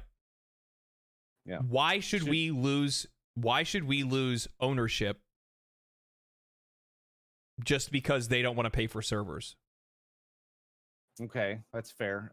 Because you still own the game, and you would only be able to play. Like, obviously, you'd still be. But here's the thing: the crazy thing is, it's now getting to the point where some of these games you're not even allowed to even play them single player. I have a problem with that. Yeah, like obviously he used the crew in the video, the guy that's petitioning, trying to get everybody to petition for this. He used the crew as an example, which is a game that, while it is live service ish, not really, but it is live. It's kind of like a racing MMO almost. Like, most of the time you're racing against AI. There's literally not a whole lot that they have to do to be able to change it to make it where players can play it regardless. But at the end of the day, you paid $60 for a video game, $70 for a video game, regardless of whatever other things are on the sides of that. Now, if they wanted to shut down Fortnite, yeah, fuck them. That's fine. It is what it is. You were paying for a live service game that is a free-to-play game that is completely propped up by its monetization. Yep. But if you're buying a full-price title, there is absolutely no excuse whatsoever for developers to be able to remove your ability to play that game because you fucking own it. Diablo 4 is an example of that. If they wanted to stop supporting Diablo 4, people paid $70. The problem is that, like, over the years, our rights of ownership have been slowly being taken away from us. And while I don't have a problem with, we signed it away. We signed it away on the. We did sign it away. We did sign it away. But the problem is that a lot of those things really have nothing to do with the power of the consumer themselves. It has to do with no protections in place for the consumers. And the issue that comes to mind, or the issue that comes to mind for me specifically, is that there's just a lot of people that are in government right now that don't really understand the video game industry, so they don't intervene. They don't understand, like, it's their place. They're like, I'm not somebody that wants to have, and I've talked about this on stream, I'm not somebody that wants to have a ton of government control over things. Obviously, that's just not my perspective on stuff. I think less government is better, more in most cases than any. However, at the exact same time, the thing is that what does need to happen is they also need to do their job, which is to protect us as consumers from things that we can't protect ourselves from. Because there's nothing that we can do other than people can say, oh, don't buy the game. Obviously, that's not going to fucking work, guys. Like, I'm trying to talk in reality, not in fantasy, okay? So if we're talking in reality, we actually do have to have a third party to come in and litigate on the side of the consumer to protect us, because that's what the job of government is to protect the consumers from businesses and from businesses abusing the consumers. That's the reason why there's tons of government agencies that exist with that being their only purpose. And this is something that's gone ignored for far too long, in my opinion. And it's going to get worse as time goes on, especially with digital purchases, especially with how many games today that have like, dude, we could make an entire... It's not even purchases. Most games on the disc, they're not even on the disc. You still have to connect to the internet because of the DRM that they put on. You have to download it from their servers. Yeah. And then the other thing to add on to that is to think about how many single player games that you can play today that have online connectivity, like forced online connectivity. Yeah, almost all of them. It's for DRM purposes. Yeah. Part. I get it. I mean, like I said, it's so nuanced because they're like this. Kind of the one thing that I kind of give Microsoft is they kind of go out of the way, and they're continuing to go out of their way to make their catalog backward compatible, like going forward. I even read an article, their plans of extending that even further, right? To make sure that whatever games that you buy from Microsoft, you'll be able to play on, the box that it can play on, right? But like, man, it's like with anything that's online, I just don't like. They treat it like it's a expendable commodity. You know what I mean? Yes.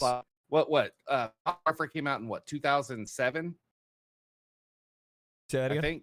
I think Modern Warfare, the original Modern Warfare, that's what you said, Call of Duty Modern Warfare. Yeah. I think it came out in 2007, if I'm right. If I'm correct. I think it did. Yeah. Click it right here. 2007. So it's been a while, but like I said, they treat it like a commodity. What's the number of people? Because you can play it right now online. I mean, it's buggy. I mean, it's not buggy. It's like it's hacked out. But how many people are actually playing it? Talking about them. So, like, here's the thing: as games, we take our own onus, and I understand what you're talking about, having personal ownership of it, but. And I'm not arguing for or against it on that, but like at some point, you're just not going to pick that game up and play it again. No. I mean? Okay, so you're okay. I see what you're saying. My argument, by the way, is not that they need to continue to support servers for the game and continue to dump costs into a game infinitely into the future because we bought it and we made it. No, okay, there needs to be a safeguard in place. Or when they want to pull service from the game, that it can go to the players to be able to continue to support if they want to. Okay, that's peer-to-peer, whether that's whatever, private servers, whatever. It doesn't really matter, right? Because that's different. That's fair. Like look at an example. Battlefield 3 and Battlefield 4. Those didn't use dedicated servers, did they? I think they had some dedicated servers you could also get on, but you also could host your own, right? Yeah, you could buy a server, yes. Yeah. So, like, that should be an option for players. And in all honesty, for Battlefield, if you've ever gone back and played, the majority of the actual, the DICE servers aren't even there anymore. It's just private servers. Player-owned servers. Yeah, which is fine. But that option needs to be made available from players day one, by the way. Yeah. Because the problem is that if they make it something that they're going to do later, right? If they're like, oh, you know what? We'll make it, we'll allow you to be able to use private servers at a later date when we end up, ending the live service and we no longer want to support the game. No, because chances are there could be like weeks, months, whatever, before they actually release the rights to be able to do so. We've seen it actually happen with games in the past where that some developers have been really it's happened helpful. with, There's was it City of Heroes or something like that? There's City that, like, of Heroes. yeah. So you had like situations like that is exactly how things should play out. But I think that those safeguards should be put in place before the game's release, so that when players buy the game, they have the choice to play the game on private servers or on the servers of the company as well. And to be honest with you, the other thing is that, you know, just to add on top of that, that's exactly how it should be to begin with. Because if they did that, they're going to lower their own server costs. Yeah.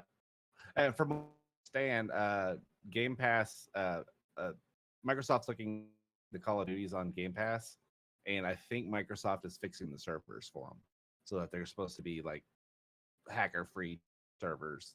Because the ones that are now, they're just like totally busted servers. That's neither here nor there. But like, so this is what we had. Square Enix did it with the Marvel. What Marvel game was it? Where they basically killed the service for it. And this is after people have spent money on characters, all this other stuff, but they killed it because nobody, you know, not a whole lot of people were playing it. So that, to me, with like a 2-year turnaround, you should get some sort of refund for that. At that point, you should get some sort of refund. Wholeheartedly, yeah. Yeah, well, you know what I mean? Especially if it happens within like an immediate scope as well, right? But even still, like, that's like the worst part when it comes to these like digital microtransactions and digital purchases to begin with, is that there's there's so much up in the air and so much that we don't know. And the problem is that none of this stuff is being regulated. The microtransactions aren't being regulated. The digital owner rights aren't being regulated. None of this stuff is, and it's mostly because, you know, one of the reasons why the video game industry is one of the fastest growing industries, if not the fastest growing industry in the world, is specifically because the fact that investors really like it because it's so experimental. There's not a lot of it's not regulated. And usually a lot of things that are like heavily regulated are things that people want to stay away from because, you know, obviously it's not going to be all that profitable. But the lack of regulation when it comes to video games specifically is one of the reasons why it makes it so attractive, is because, I mean, video game companies at this point can get away with murder. Oh, 100%. Quite literally, they can get away with just about anything that they want to try to do. Of all places, China has passed a law that is making their microtransactions, they have to reduce their percentages of like their win percentages or their, the odd percentages to make them less predatory. China did it before anybody else. So and the funny thing, like, rare China W, but it's one of those things where it's like you look at them specifically, it's like they were one of the first countries to do it ever, which is with gacha games, where they forced developers to actually put what the rates were. Remember that before, like years before, when gacha games were released, we didn't know what the percentage chance was for us to get any item or monster from a loot box or from a gacha pull or anything like that. It wasn't until legislation was passed in China specifically that actually forced these developers to actually make sure that stuff was displayed. And it's sad to see that it's only one country that wants to stand on business when it comes to this kind of stuff. But you know, you talked about the government. My generation is the generation that's going to be coming up into the government, and we grew up on Atari and Nintendo, and so we're not completely unsavvy with this. So I'm thinking we're probably going to start seeing some more regulation change for sure. But I also don't want, you know, I'm like you, I don't want Uncle Sam in my game. I just don't. Yeah. I mean, I get where you're coming from, but like their job is to protect us. Yeah, it is. So if we don't want the government involved in any of this, then we're literally just signing up to get fucked. Let's be real. Like we literally are just signing up to get fucked. And by the way, here's the thing. There are people that are lobbying specifically on the behalf of these video game companies to keep it unregulated in the first place. So that's what I'm saying. Uncle Sam's already in your video games. They're just in it for the money right now. They're not in it for the players. That's why they wanted the TikToks. Well, yeah, of course. It's another really good example of that. A company that the government wasn't making any money off of, they weren't making enough money off of, so they turn it to be able to do something to be able to do so. All right, while we're talking about the government, go ahead. The FTC, okay? You know what the ESRB is, right? Do the ratings for America. FTC rejects the ESRB's proposal to use facial recognition age verification tool. That's kind of scary, isn't it? I mean, they didn't let them, but that's kind of scary.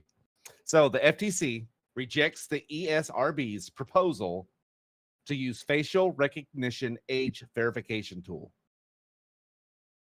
Facial recognition age verification tool for what game? For a game? For games. So like if you're too young, I guess I don't know how it would work. If you're trying to play maybe a game on a phone, it has to access your camera and you have to pass a facial recognition age test. Yeah, that's gonna fucking work. Well, they denied it. I mean, they shut it down because they said it's an invasion of privacy. Bro, have you seen half of the patented technology for some of these companies? There's some absolutely perverse stuff that's out there that players have no idea that these companies have tried to make happen. Yeah, right. I give you a really good example. You know, Activision actually has a patent on, oh, man, I want to say, if I'm not mistaken, it has something to do with like monetization and winning and being able to like increase rates of like better matchmaking and stuff. Like, it's crazy. Like, it's really weird, like the implications of what this means. Basically, like the idea that they'd be able to target like the biggest spenders and give them the best experience possible, if that makes any sense. So like, yeah, true and if you're pay to win, and if you're literally like true pay to win. So like there's some really like dirty, nasty stuff that's out there that these companies have patented, and it's just like that's what I'm talking about when I say, like, you know, without anybody on our side, you know, we're looking into a very dark future, specifically and mostly with these AAA games. That also comes back to the first conversation we started with, which is, you know, when we're talking about these top heavy companies, you know, consumer sentiment does matter. And while a lot of people want to look at it and say, you know, they want to take the doomer approach and say, you know, we can't change anything, yada, yada, yada. I don't think you guys realize that things are already changing already. The fact that Pal World sold as many copies that it did, the fact that Helldivers 2 sold as many copies as it did, the fact that Baldur's Gate 3 sold as many copies as it did, Enshrouded sold as many copies, Last Epoch sold as many as it did. That is directly taking away from the profits of these companies that otherwise wanted to have that money and didn't get it and lost it to a competitor. And that competitor is doing things in a way that is far more ethical than they have the ability to be. And as a result of that, they are losing business. They're hemorrhaging business. And it's starting a trend, or it looks to be the start of a trend, where you're going to have, and this really does come down to the difference between a AAA company just the AAA industry and independent studios. And I think what a lot of people fail to realize is that the AAA industry doesn't have to appeal to the consumer or their interests. They don't have to worry about consumer sentiment because they're selling to such a broad audience that it doesn't matter. Gamers. They're throwing shit against the wall and see what sticks. Some gamers are mad. Who cares? Oh, some gamers are mad on Twitter. They're mad on Reddit. Who cares? But the problem is that as people are continuing to become more and more terminally online, the more people are actually starting to band together with this consumer sentiment, and it is starting to affect these companies' bottom line. And when they do go, and before where they could put out a subpar product and it would just really just, you know, lead to just some whining, but at the end of the day they'd still make a ton of money. Well, now all of a sudden it is starting to have an effect on people. It's starting to hurt their bottom line a lot. And I'm gonna say this, and maybe this is a hot take. I think that Dragon's Dogma 2 should have sold far more copies than it did, and the reason why it didn't is because of the fact there was so much consumer backlash over the performance of the game on PC. Yep. And if it wasn't for all that negative press. Because I don't care. Anybody can tell me whatever the hell they want. When you go on Steam and you see a game has mixed reviews or mostly negative, you think about your purchase for a moment. Yep. Tim, you think about it. Bitch. You take a minute and you go, you know what? Maybe I'll give this one a little bit. Maybe I'll wait on this one. Maybe I'll do a little bit of extra research. There are some people that'll look at just professional reviews for sure. But Steam does have that moment of like, wait a minute, do I want to get this? Why is all the media saying that this game's a 10 out of 10, but everybody that's playing it is telling me it's a 50-50? You know what I mean? It gives you that pause moment that's necessary to get you to stop making a purchase. Now, a lot of people, like, this is something I'm gonna give you guys something, okay? Ooh. I worked in sales for a long time, okay? long time, 6-7 years I worked in sales. And when I worked in sales, one of the things that they want to make sure that they try to drill into you when they're training you is not giving people the time to be able to second guess themselves. Never give them a reason to second guess the purchase. The more time you give them to pause, the moment that you say something like, oh, hey, take some time, like never say take some time to think about it. If they say that they want to walk away, like, oh, hey, give me a day to think about it. No, you're almost 100% going to lose that sale. That means that you have not qualified that customer enough. You have not, you've not fulfilled their needs, or you have not, done what you needed to do to get that person into that sale.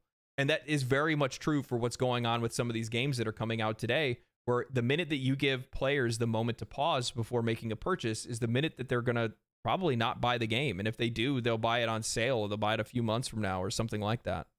Yeah. No, 100%.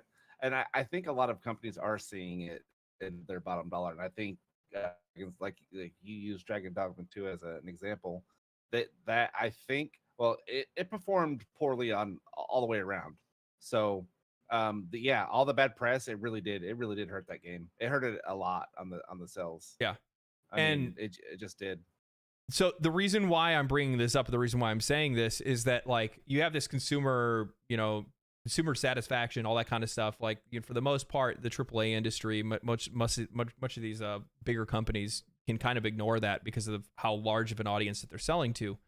However, independent studios and indie studios absolutely have to deliver on what they're making, because if they don't sell anything. Yeah. Like they quite literally have to stand on business to be able to actually make money in the first place. They have to deliver on an experience that players are desperately wanting, because if they don't deliver on it, chances are they're not going to sell any copies.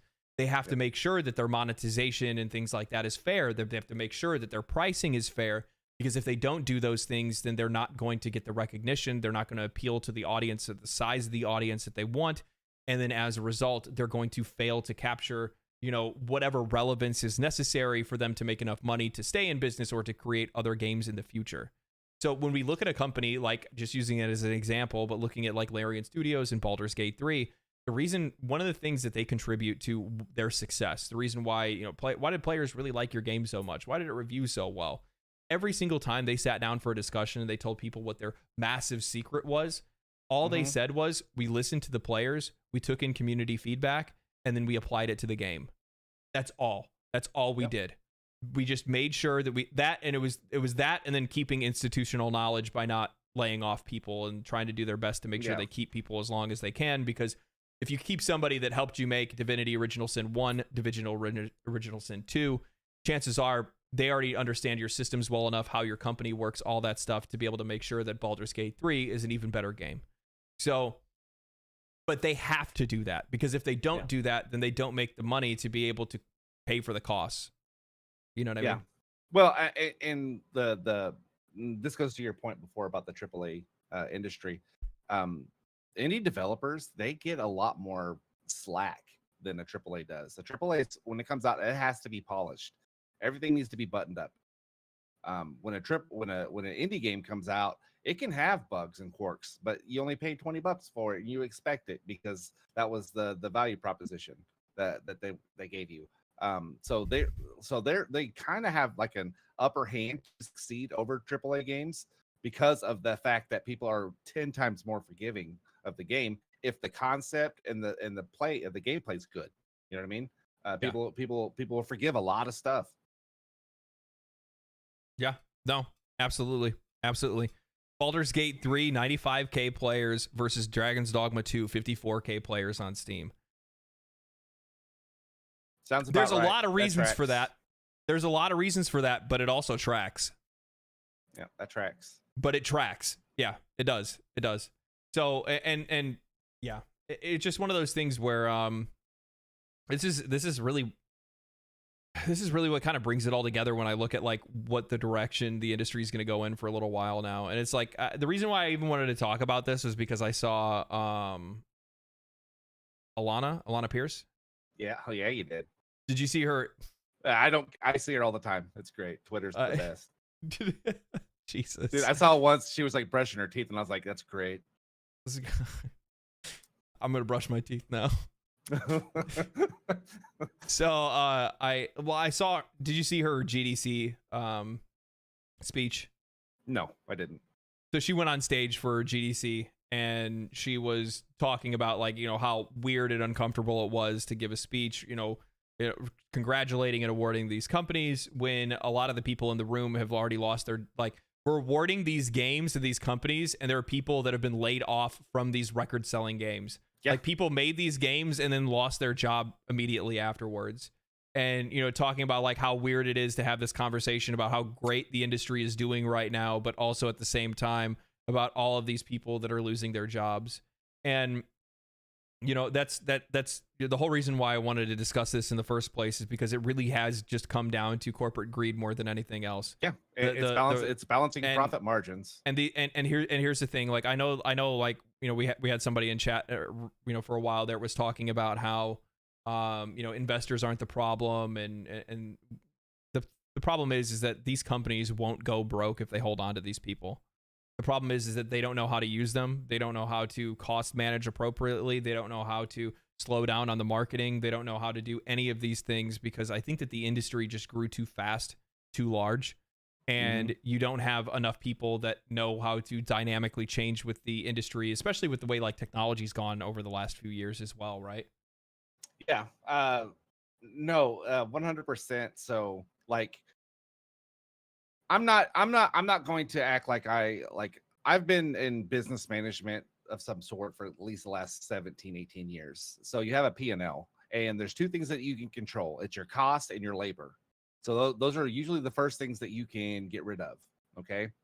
You can kind of guess how much you're going to sell, but it's your cost versus your labor. So what happened is these people, they set out these high budgets of what they were going to make and what they and then they realize, profit margin wise, they have to reduce their labor to be able to hit those numbers for their investors. That's where I'm talking about investors come in.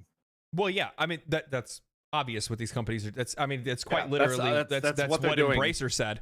That's literally what Embracer said. We're laying off. We're laying off or selling off these companies specifically for their investors. They said it word for word. We know how this works. That's the whole reason we said before.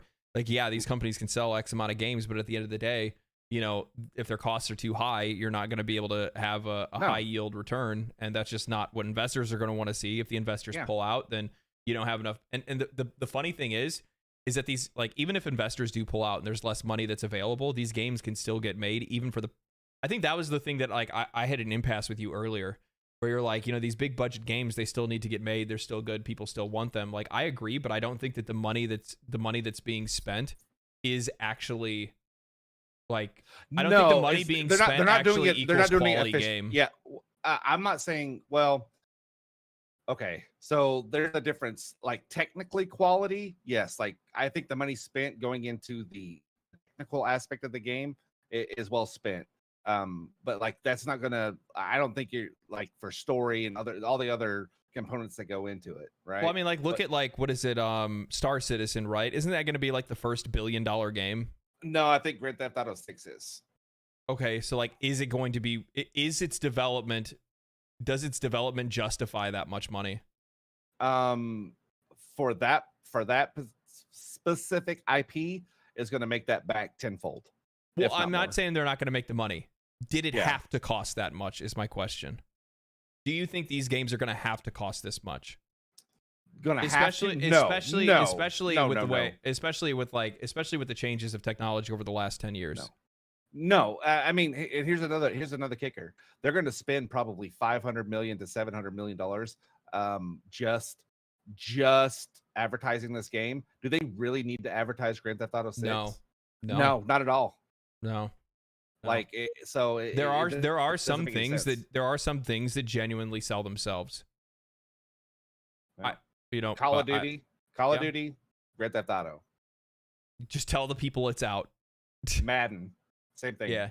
Well, I realized, like, I think because I spoke with the developer a little bit on this subject specifically, and they said there's so the video game industry is oversaturated. There's too many games that are coming out and too limited shelf space on the digital shelf is what they're saying. Like when there's like, like because you're being bombarded with like so many ads to begin with, like on your phone or in social media or whatever, that, you know, like they're trying to fight each other for, you know, ad space more than anything else.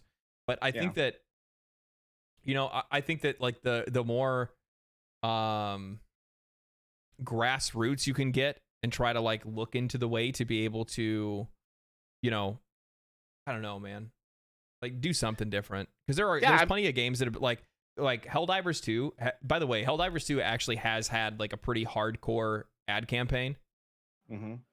Like I've seen their ads all over the place. I've seen it on YouTube. I've seen it on websites. I've seen it all over the place. That's PlayStation, by the way, not Arrowhead Studios. It's doing that. That's part of PlayStation.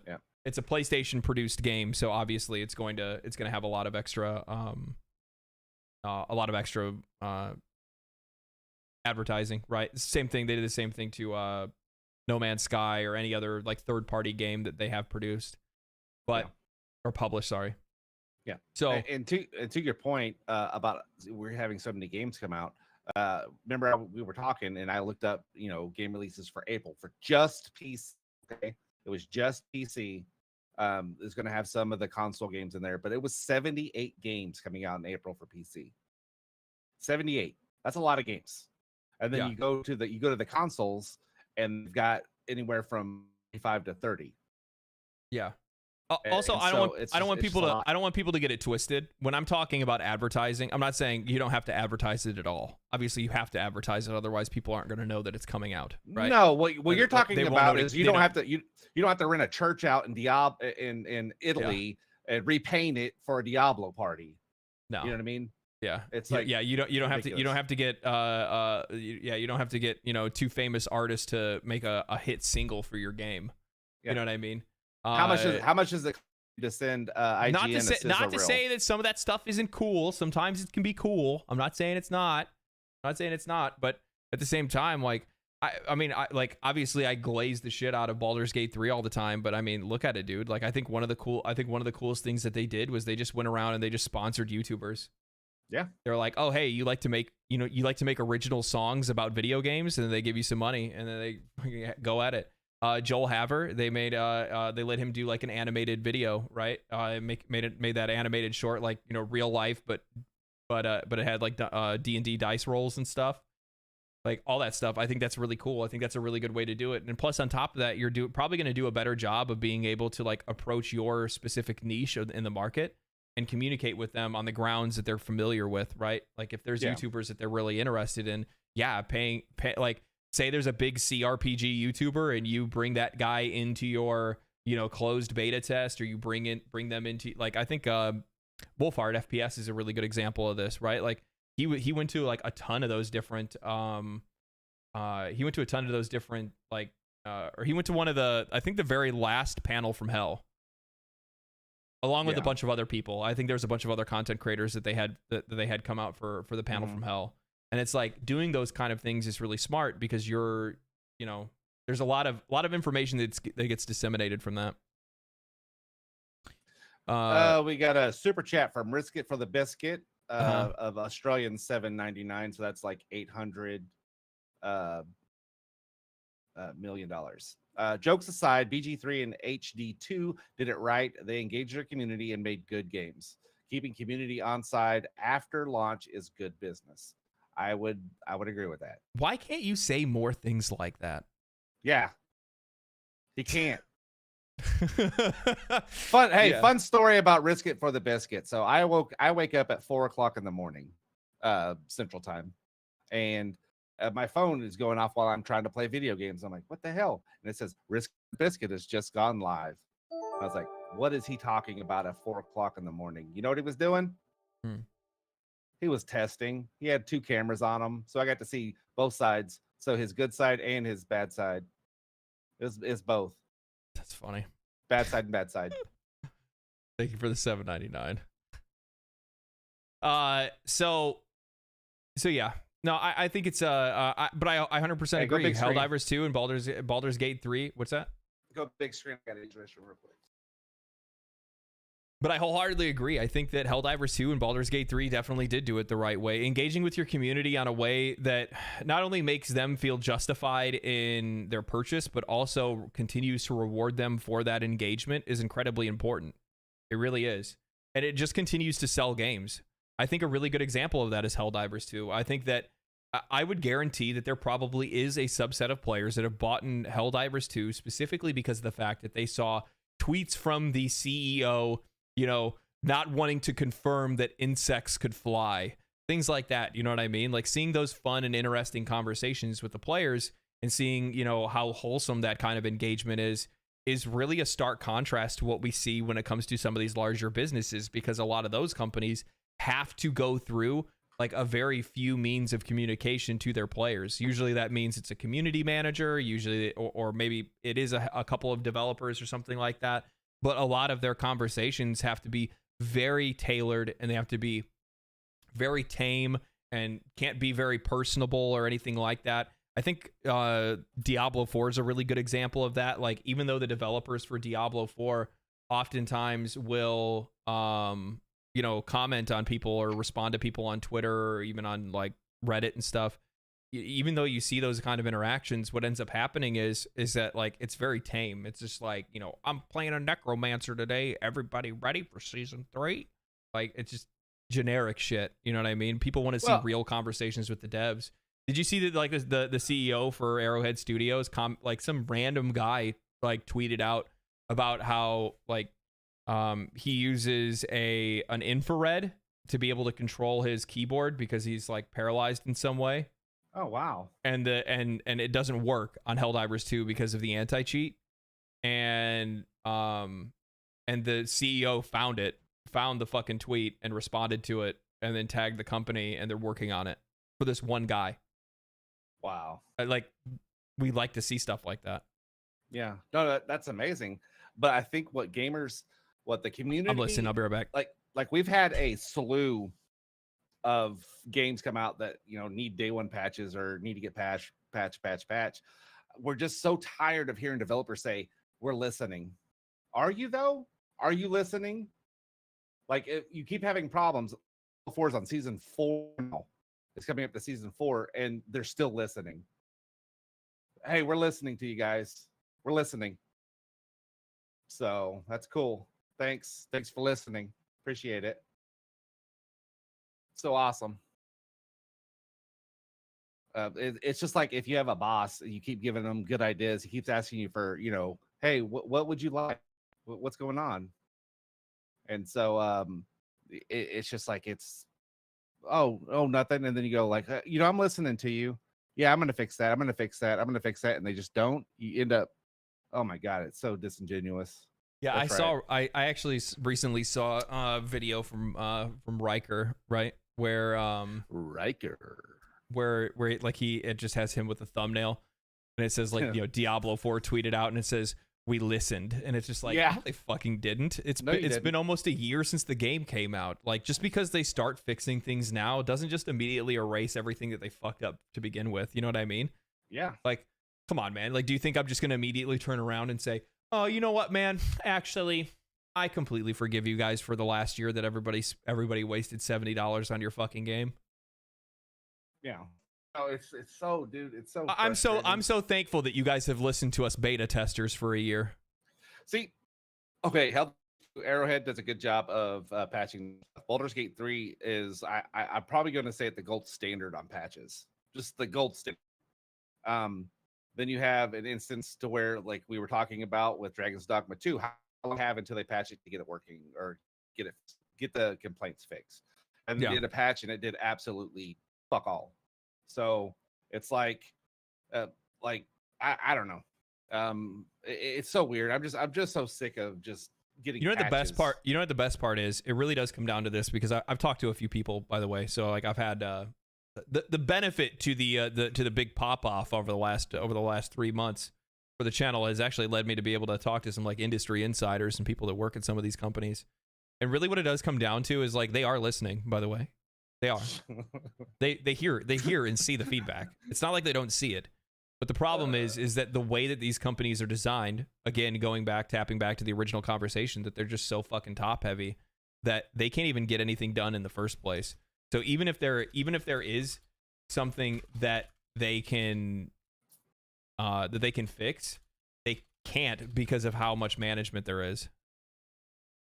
Yeah, well, it's not even that. It's like shit.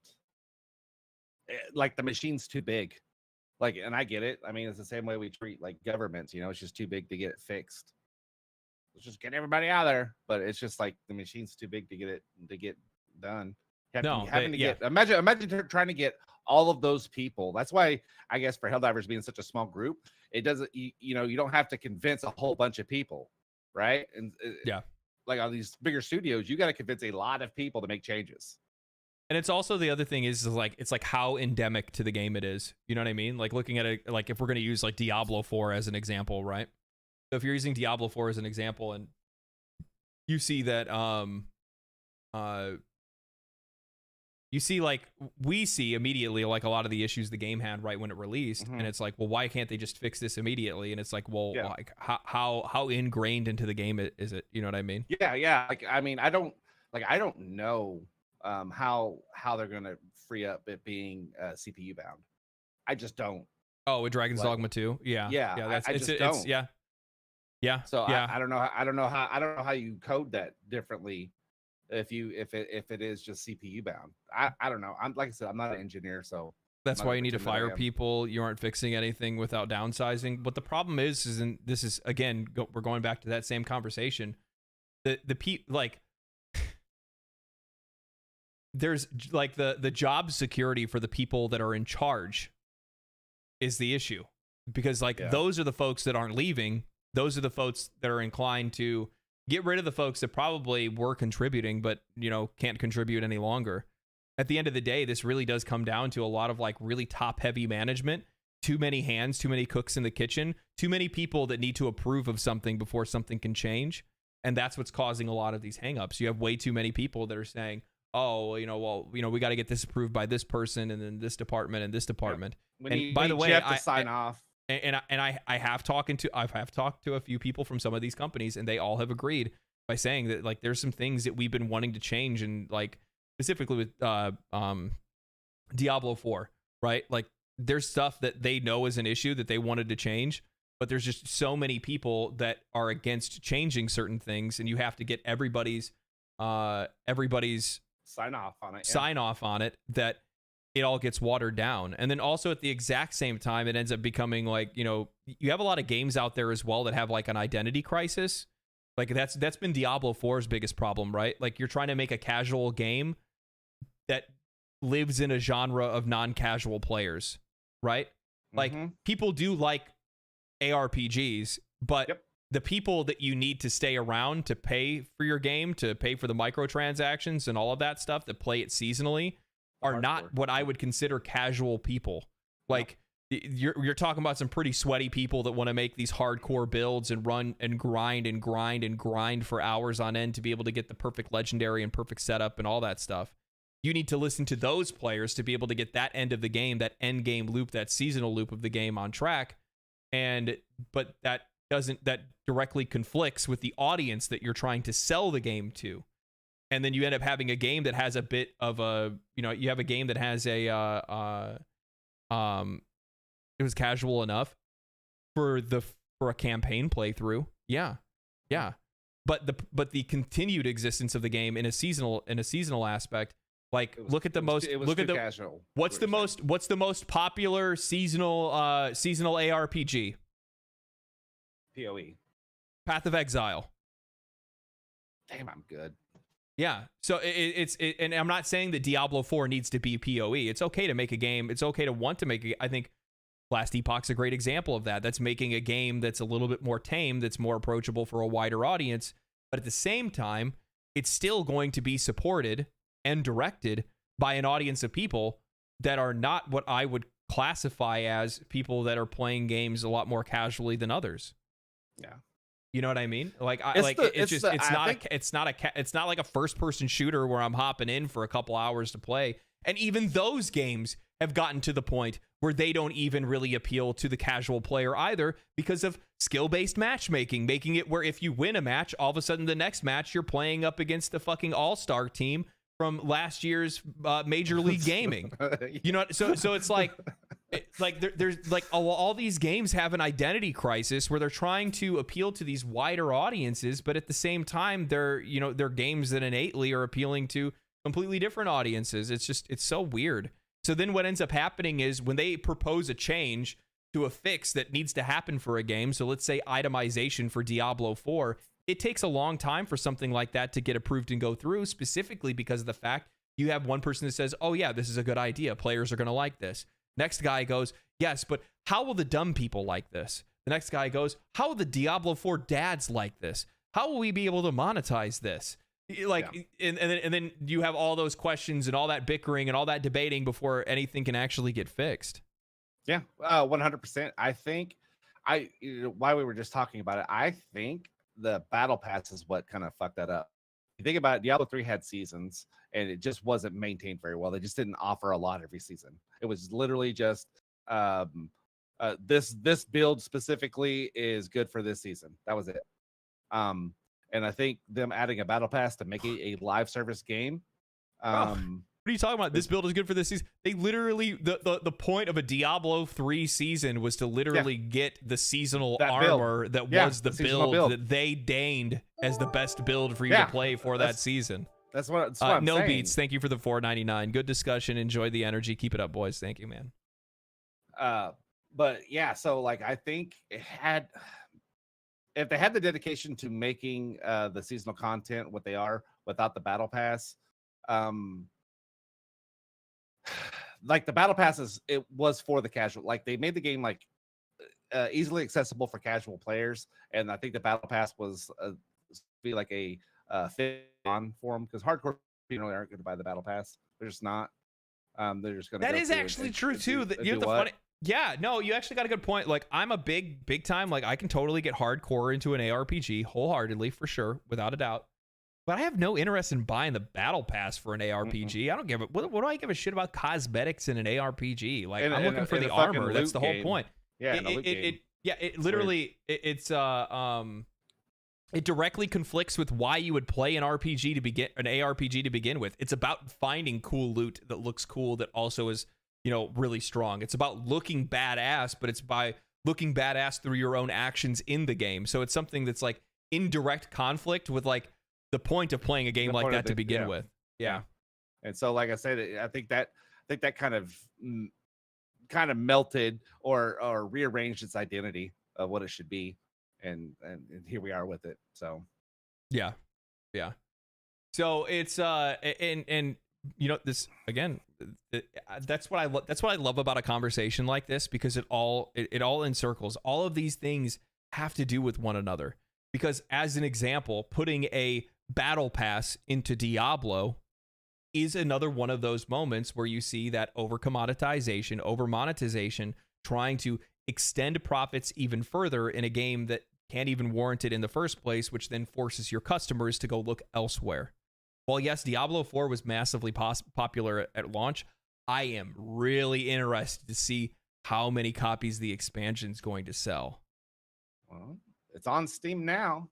You can see how many people are playing it on Steam.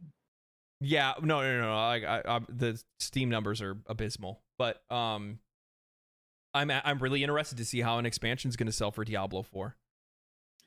Dude, $70. No, you said 70 to 100. Didn't they say something? They said that in a survey. That's what 50. It was. The survey said $50 to $100 expansion. Yeah. So chances are the expansion is probably going to be $50. Yeah, it should be 35 or 30. And that's depending on how content it adds. I do like how we're on Diablo.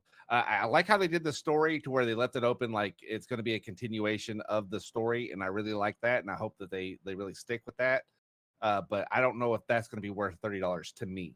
I'm not going to sit there and play this game hundreds and hundreds of hours. I will go back to play the story though, if if the value's there for me, if the value proposition is good. So. Game Pass ? Like that's the, like, of course you're gonna have a shitload of people that are just gonna play it through Game Pass. Of course, you're gonna have that. I But the don't problem know. is that you I can't bet they sell contribute those. I bet they sell the expansion. I bet they sell it. I bet it's not added. You into might Game not Pass. be wrong. You might not be wrong. Actually, that's a good point. I bet they sell Yeah. it. They gave you the base game. I bet they sell it. Have there been other instances of that where a game is on Game Pass, but the expansions you have to purchase? Solasta.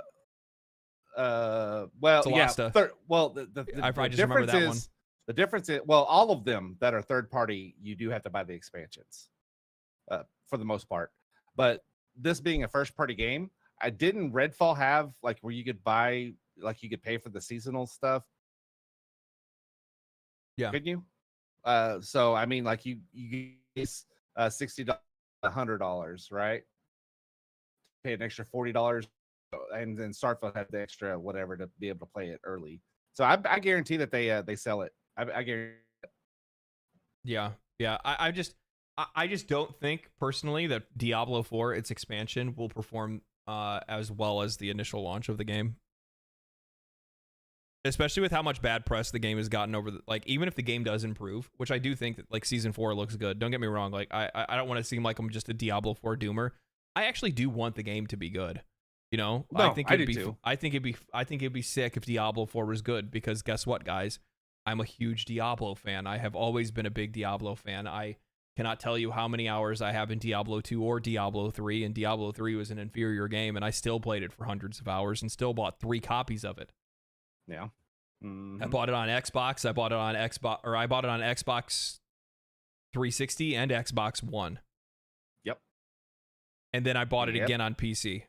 Yeah. Yep. So like Yep. I'm an ARPG Andy. I love the Diablo franchise, but you know, at the same time, I don't have any problem calling them out for the shit that they've done wrong over the last few years. The game's definitely still not worth the money, in my opinion. I'm so excited for June. Not to get off of this, but there's rumors that they're going to show Gears of War 6 in June.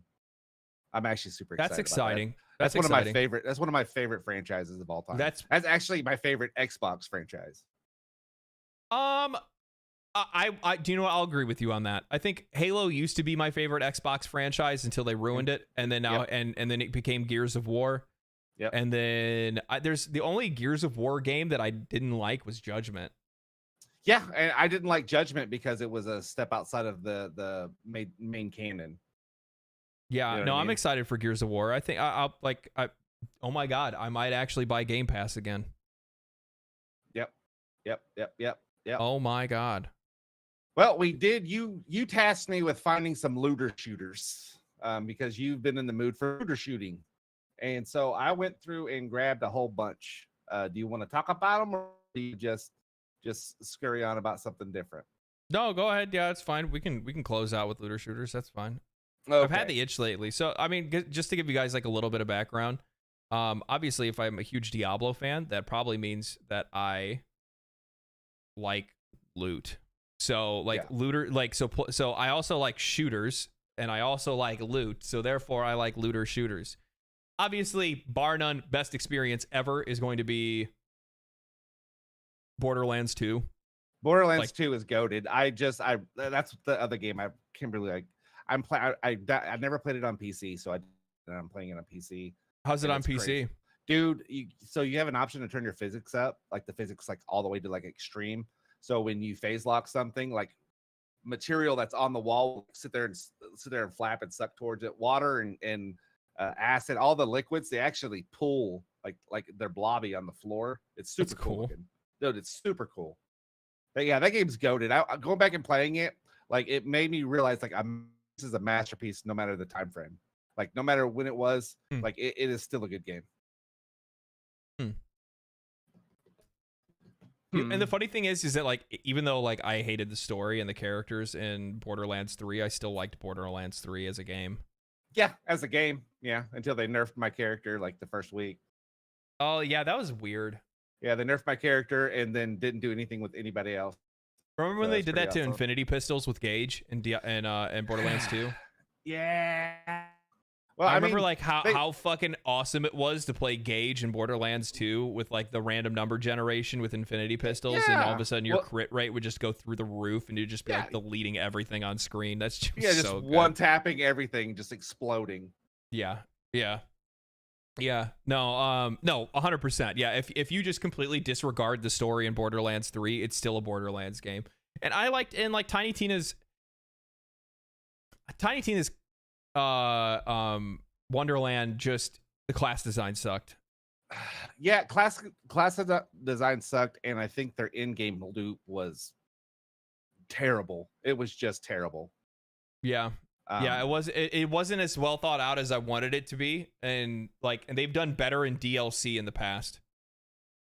Yeah, for sure. What was the best ironically the best DLC for Borderlands game was Tiny Tina's Bunkers and Badasses. Yeah, Bunkers and Badasses, yeah.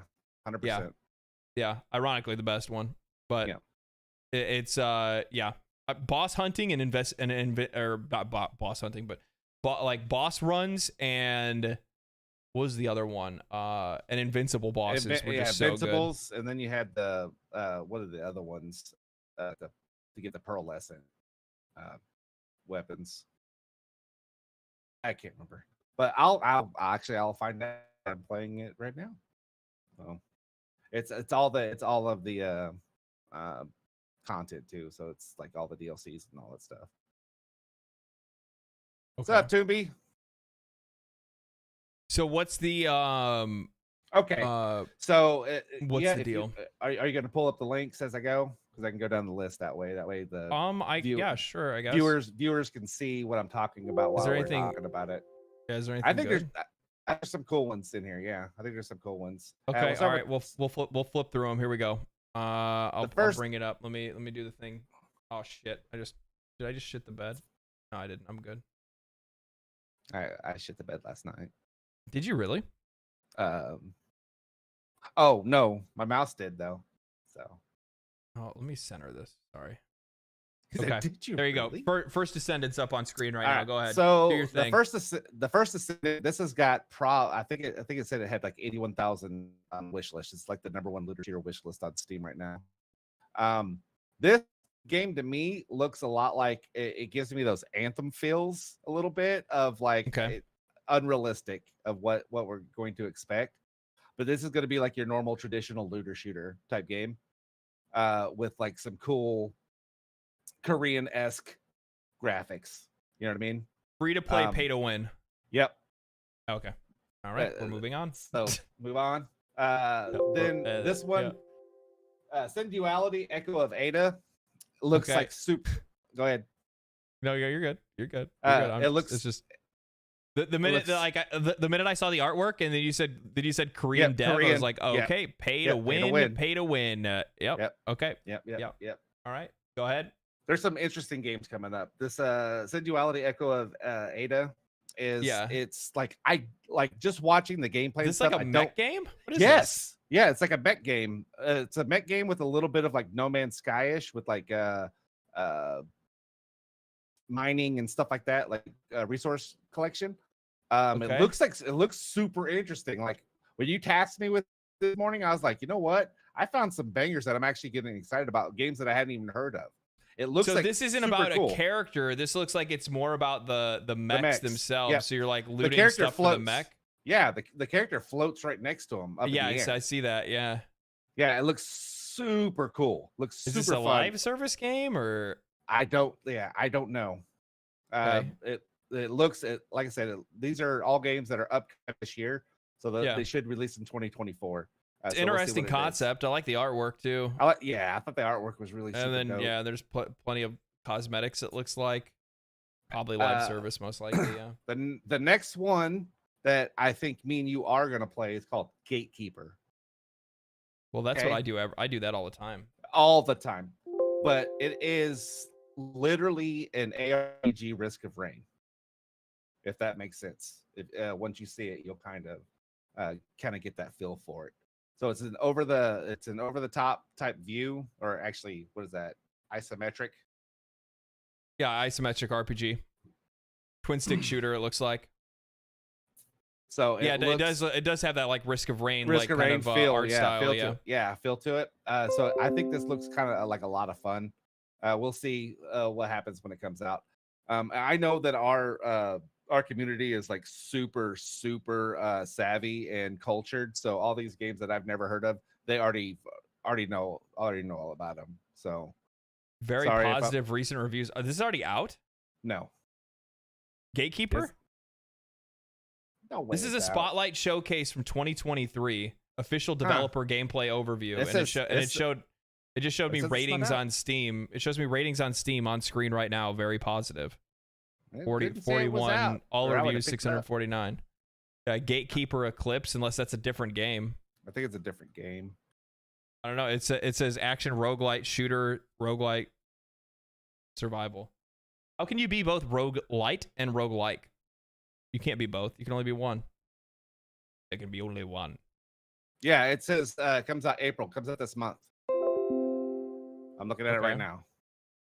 Yeah, not the Eclipse one, but it's the same. Anyway, wow, that's loud. Atomic Picnic. All right, no, a business. I can't even say it. A business. This one looks pretty cool. Okay, all right, hold on. I'm trying to find it. Okay, yeah, I got it. This one is like an underwater looter shooter. Like it's like, think of like a BioShock, except for a looter shooter, like a 4-player co-op type deal. Okay. Looks super interesting. The world looks pretty. I like weird stuff like this, but you know they kind of show off the different guns and different kind of gunplay. Looks like it'd be like a lot of fun to even just try out. But the gameplay looks a lot Borderlandsy-ish. The way everything's kind of flying at you, coming around. I think it might end up being like a little sleeper, but it doesn't really say when it's supposed to come out. The first game with the mechs was called Sinduality: Echo of Ada. Okay. Yeah, I mean, the art direction is very unique. Yeah, this looks kind of fun. This looks kind of fun and awesome. I mean, it might be kind of, whatever. It looks like an arena shooter, though. Yeah. But like an arena shooter with like loot at the end is what it's kind of looking like. I don't know. But it looks like they're also like fighting bosses and stuff. Okay. Yep. The homeboy pulled out a fish as a gun. Kind of nice. Abyssus. Yeah. All right. Okay. Atomic Picnic. This one I actually know about. This one I actually know about. Yeah. This is Mad Mushroom. This is one of Asmongold's games. Oh, is it? This looks like a lot of fun. Yeah, it's Mad Mushroom. It's the video game company that he bought recently. He played it on stream a little bit. It's a roguelite, so it's very like Risk of Rain kind of, but like really like Fortnite-y, cartoony kind of looking. You know what I mean? Yep. Yeah, I mean the gameplay and stuff looked like relatively clean. It looked kind of cool. Powers and stuff like that looked pretty interesting. I think it's going to be one of those like kind of wait and see. It's co-op too, so co-op roguelite. So there's a whole different dynamic that kind of comes into play when you play games like this. Like I think that was like one of the things like trying to get used to when playing like as an example like Risk of Rain or Risk of Rain 2 is like knowing like when to like fork over some power-ups to a friend. Oh yeah, like not taking all of them. Yeah, that'd been sweet. That would have been sweet. I wouldn't do that, so I don't know why you would think I would. Okay, next one is called Void Soul Awakening. Okay. Allergies got me. Sorry. I got it up here. So this actually looks really clean. Dude, it looks super clean. So it's like a hack / roguelite. So it kind of gives me that Returnal feel, but with like more melee and Souls-ish mixed in. The mix. Returnal? Yeah. Kind of? Yeah, like the gunplay. Returnal Souls-like. The gunplay is very like Returnal looking. Yep. And but like I said, it's real heavy on the melee base too. So it looks like it might be a lot of fun. It looks like it runs clean. The hardest part for me, that was the one thing that I will say that that was the one thing that like kind of caught me off guard when I first pulled it up, is that like the animations themselves, like the so one thing that you can always notice that like when a game is going to end up having like maybe some performance issues or something like that is like you can see it like when the gameplay itself is like super slow, right? Yeah. But like that was like really clean, like very really clean, like fast. Absurdly clean for like a gameplay demo. Yeah. So like I got a lot of respect for that. So I'll throw that one on. I'll throw that one on the. I'll check it out, or I'm waiting to see what it looks like list. Last one it looks like. Ashfall. Okay. Now, this is in the shooter looter genre, which they've started putting roguelites into the looter shooter genre. Going off of this video, it looks pretty. You can tell it's in engine, okay, but it doesn't tell me what the game is. Does that make sense? Okay. It just looks pretty. It's got it's like that weird it's that weird art style, almost like a. I mean, he's riding. I mean, Riskit will like it. It's a fucking wallaby as a horse. Who wouldn't like that, right? It looks like it looks like it plays like Last Remnant. Is what Yeah. it looks like. It plays like, and that's kind of the feel that it gets. You mean Remnant? You mean Remnant from I'm Ashes? sorry, Yeah. not Last Remnant. Yeah, Remnant. Last of the Remnant's Ashes. Yeah. It's a different It's a game. JRPG. It's a JRPG, and but no, this looks kind of cool. So, and I really like the Ashes game. So maybe it'll cook. Maybe we'll see. Okay. I don't know. Like I said, Yeah, it's it just a doesn't look pretty too bad. trailer. It's just a pretty trailer. Yeah, it's just a world trailer, like showing off like Yeah. what the world itself looks like. A lot of like vast open areas I'm seeing. Yeah. And it looks like the enemy. They show a lot of the enemy types coming up, so a lot of them look unique, which is kind of cool. Those crabs look terrible, but I mean, I think I think it might be pretty cool, pretty dope. Yeah, throw it on the radar. Throw it on the radar. But yeah, all this stuff's supposed to be coming out this year, so it looks like I am. I'm very much looking forward to some more looter shooters. Yeah, very much looking forward to looter shooters. That's gonna be that Void Soul. It grabbed my attention too when I saw it. I was like, oh, what is this? Trying to pull you in with some Destiny, huh? Yeah. I got you. Yes, we've watched Sandland, and I'm probably gonna buy it when it comes out. Sandland. Did you see Did you see Power World added a raid boss? I did. They've added a lot of stuff. I actually need to go back and get to playing it again. Yeah, I might have to do like a roundup video. It's been a long time since I've talked about Power World.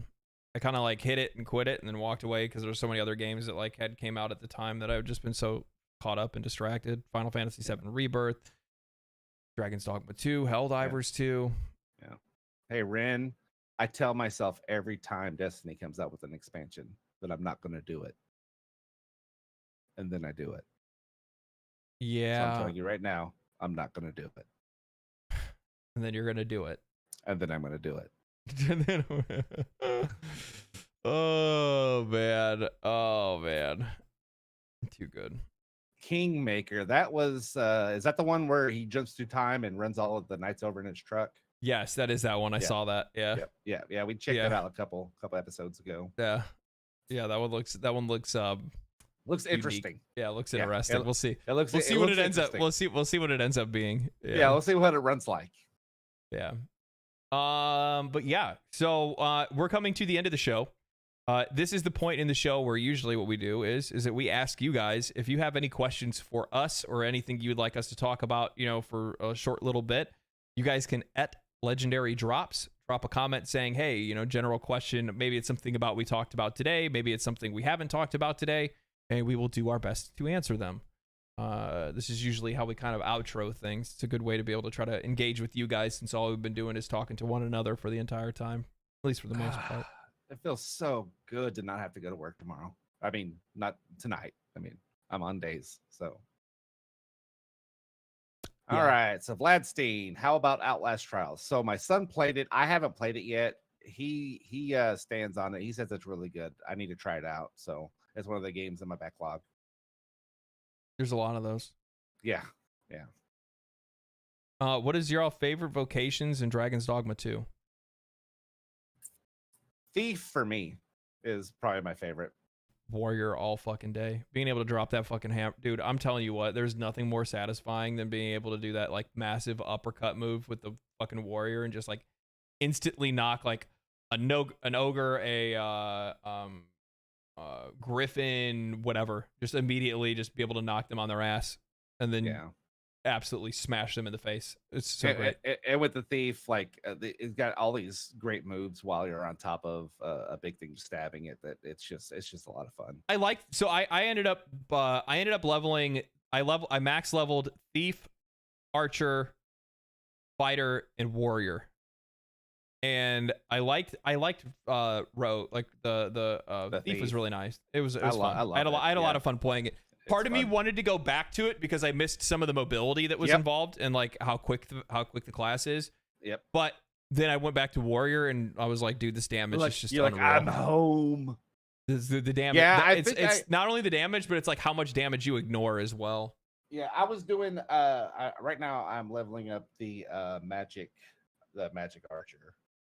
So, that's what I'm leveling up right now. Have you all heard of Tower Bomb? Tower Bomb? I don't know. Never heard of that. Tower Born. Have not heard of it. Tower Born. Just joining. Have you guys looked at Jump Ship?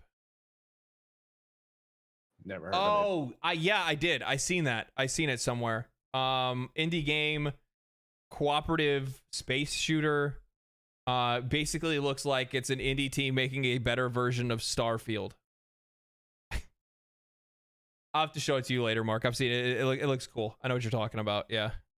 Not related question, but do you have any plans about streaming Elden Ring after DLC will be released? Yes. I have Elden Ring videos planned. I have Elden Ring content planned. I have Elden Ring streams planned. I plan on I want to do a full playthrough before the game releases or before the DLC releases. All that jazz. Yeah. Normally, like it's funny because like Sekiro was definitely one that I didn't really like. I personally didn't really like streaming just because of like, frustration and temper. But for some odd reason, like Elden Ring doesn't really bother me. I don't think Elden Ring will bother me in the same way that Sekiro did. Sekiro because I can always just overpower something at the end of the day if I wanted to. You know what I mean? Yeah. I could I'm not going to tell you guys that I'm going to be the most entertaining Elden Ring streamer. Like I will abuse the game if I have to. I will go and I will over level myself so I can like 3-shot a boss if I need to. I will go and use the strongest magic in the game and just kill the damn boss if I want to. I'm always going to do it because I'm trying to enjoy myself while I'm playing the game. I don't need to be the best gamer. I don't need to challenge myself unless I want to be challenged. I just want to have fun, and that's what I'll do. Yep. Sekiro, like I'm one of those people. If I start a game, I will finish it. I will finish that game. That's just how I am, and I can't do it with Sekiro. I just can't. Like it is so. That game is just too hard for me. I don't have the skills. Yeah, so like, it's just too hard. So where FromSoft like separated with Sekiro specifically is that like they went down the path of like, okay, no longer are we making a game that is going to be like you get to kind of like design your own difficulty. Instead, we're making a game that's just difficult. It's all tech. Like it's get the tech down. If you can get the tech down, then you can beat the game. If you can't get the tech down, you're not going to beat it. If you can't learn how to parry on time and how to be able to break posture properly, you're not going to beat the game. Simple as that. The Helldiver woman said no friendly fire damage was none. I've got 12 points. War crime. Yeah. Mystic Spearhand was fun. Or Mystic Spearhand's your favorite vocation? Mystic Spearhand was pretty cool. Yoshi P gave us 1 week for Elden Ring before Dawn Trail. I downloaded and also reinstalled. Okay, major announcement. Huge announcement. I downloaded Final Fantasy XIV and reactivated my sub. It's time. It's time. I can't even remember my password to fucking turn my sub off. I need to go in and I need to finish up the story content. I've missed a few major patches. I need to get I need to do a bunch of stuff. So maybe next week I'll do a Final Fantasy stream or something like that. We'll see. No fucking promises though, okay? No promises though. If nobody watches it, Never again. Then it doesn't get streamed. Never again. That's how this shit works. If nobody watches it, it doesn't get streamed. I'll do it off stream. Give a shit. Like I try to play Balatro on stream. Fucking 70 people left the stream immediately, and I'm like, did they really? Yeah. That's some hater shit right there. More than half of the people were like, I'm fucking out. This is boring as shit. And I'm like, well, you know what? I'll play it alone. I mean, at the end of the day, the thing is that like it's funny because like the other day, I did get kind of upset because I was like, fuck. Well, I'm like, but I want to play the games that I want to play, and then like I realized like I'm here to entertain people, not do whatever the fuck I want. So it's like there's some shit that I can play on my own, and that's fine. That you guys don't want to fucking watch. Whatever. I just thought you guys were cooler than that, I guess. I thought you guys were cooler than you actually are. My goodness. Any more questions? I get it. Mainstream games only for you guys. Mainstream only. No culture. Hey, no culture here. You're talking about they only want to see AAA games. They have to keep being made. Of course, people don't want to stare at a table with cards. They can just stare at me. But the cards move and they make noises. The cards shake. Okay, you know what? Yeah, that's bullshit. Mark, how good does it feel when you get multiple cards that start going off all at once and the screen starts shaking, and your fucking numbers catch fire and you're just like, nah! I had to leave to go talk to my wife. You know what I mean? That's how good it feels. It's great. You're like, baby, we got to talk about something. Yeah, let's go. What happened? Oh, Mark saw like my best hand I've ever played. Yeah, it was $26 million. $26 million hand. Ridiculous. I just won my first game. I'm so hyped. Congratulations, Jax. That's a huge accomplishment. That is a huge accomplishment. Once you get it the first time, you're good from then on. You'll be able to get some more. It's pretty easy. Helldivers 2 at LD at Mark. Not today. I got writing and stuff that I need to rein in for next week. I got notes and shit I gotta make. I got games I gotta play. I got personal shit to take care of. Helldivers stream will be Helldiver. You know what? I'm done with Helldivers. No more Helldivers on this channel. No, Helldivers will be probably next stream. It'll be on Monday, probably. Yeah. Maybe I might stream on Monday instead of record, just because I don't know if I'm gonna. I don't know. It just depends on how I feel, to be honest with you. One of the two. And now that I've got my Jackie mentioned it, I have. If you haven't noticed, I've changed up my whole setup. I've just kind of moved it around, and now that I'm back to normal health wise and everything else, I plan on doing my news shit that I wanted to do. So I've got it all set up and ready to go. So just please channel. Just remember the core of my teachings. I read the words. I read the words that you can't say. Yeah. Well, I mean, there's that, but like, remember what I said. Oh yeah, thumbnails and yeah. Well, it's not, yeah. It's all there's that stuff, but it's also like how you present it. You know what I mean? Just be natural. Be natural. I'm gonna pull a. Yeah. So. Yeah, that's what I'm gonna be doing this week. Try to get one out. That's it. Okay. All right. I got you. I like it. Get to work, son. Get to work. Get on my level. Well, everyone, just go ahead and sub to the second channel. Just do that. Yeah. Everybody's they don't just know. Go ahead and sub Legendary News. It's right over there. We'll post a link to it once you get started. Yeah. I'll have to quality control it first though. Okay. I'll have to quality control it first and be like, you know what? Sorry guys, it's still a little bit too cringe for me to show anybody. I am cringe. That is me. You said be yourself. I'm fucking cringe. I know it. Like that's a part of my cringe kink, as I know that I'm cringe. Yeah. Just just make sure that you live it. You know what I mean? Live your life. Yeah. Live your best life. Embrace the cringe. Yeah, exactly. That's right. Embrace the cringe. Yeah. Like it's Boomerville, baby. Let's Yeah. go. Yeah. But I'm trying to think about what I'm going to end up doing this week. I'll make a slight tiny announcement. So I applied for a competition, streamer competition, OTK. And I would like to make sure that everybody on the 11th, I'm going to stream and we're going to react to it on Thursday, the 11th. We're going to stream and we're going to react to the show that they put on, because they're going to show the submission videos, and then they're going to vote on whether or not they want people to take part in the competition. Okay. It's going to be super cringy. And I'm hoping that I'm going to be on there, and I'm hoping that I get through, but we're only going to find out when we watch that day. So if I do, then you guys are going to be able to watch some really interesting content, because I'm going to end up taking part in a game show for a few weeks. So that should be fun. Yeah, that should be fun.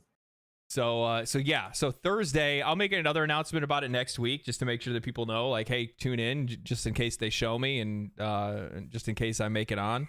And then directly after that, I will be, if I get in, then I'll be featured on the show for I think it'll be on like every week for a couple of weeks until they pick a winner. So yeah, winner, chicken dinner. Yeah, cringe game shows. It's gonna be really good. Yeah. So anyway, that is all we have for this podcast. That's all we have. Is it like Squid Games? Because that would be great. That's exactly what it's like. That's exactly what it's like.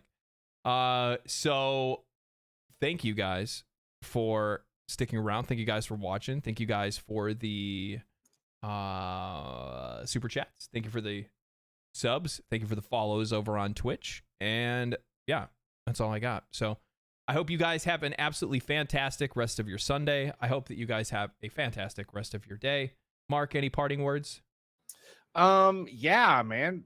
I'm super excited with everything that's going on, dude. Ian's been killing it on his channel, and it's all thanks to guys and folks in the chat like y'all. So just keep up giving him support.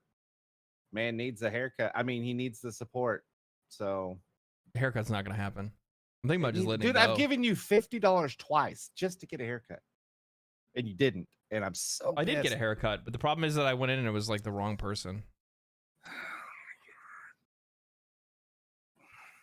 Are you jealous? Yes, I have to get you to my level. Remember that one time I got like the military? Remember I got the chick accidentally gave me like a military buzz cut? Yes. I was so fucking mad. I was so mad. It was so you wore like a hat for most of the podcast. I did. So.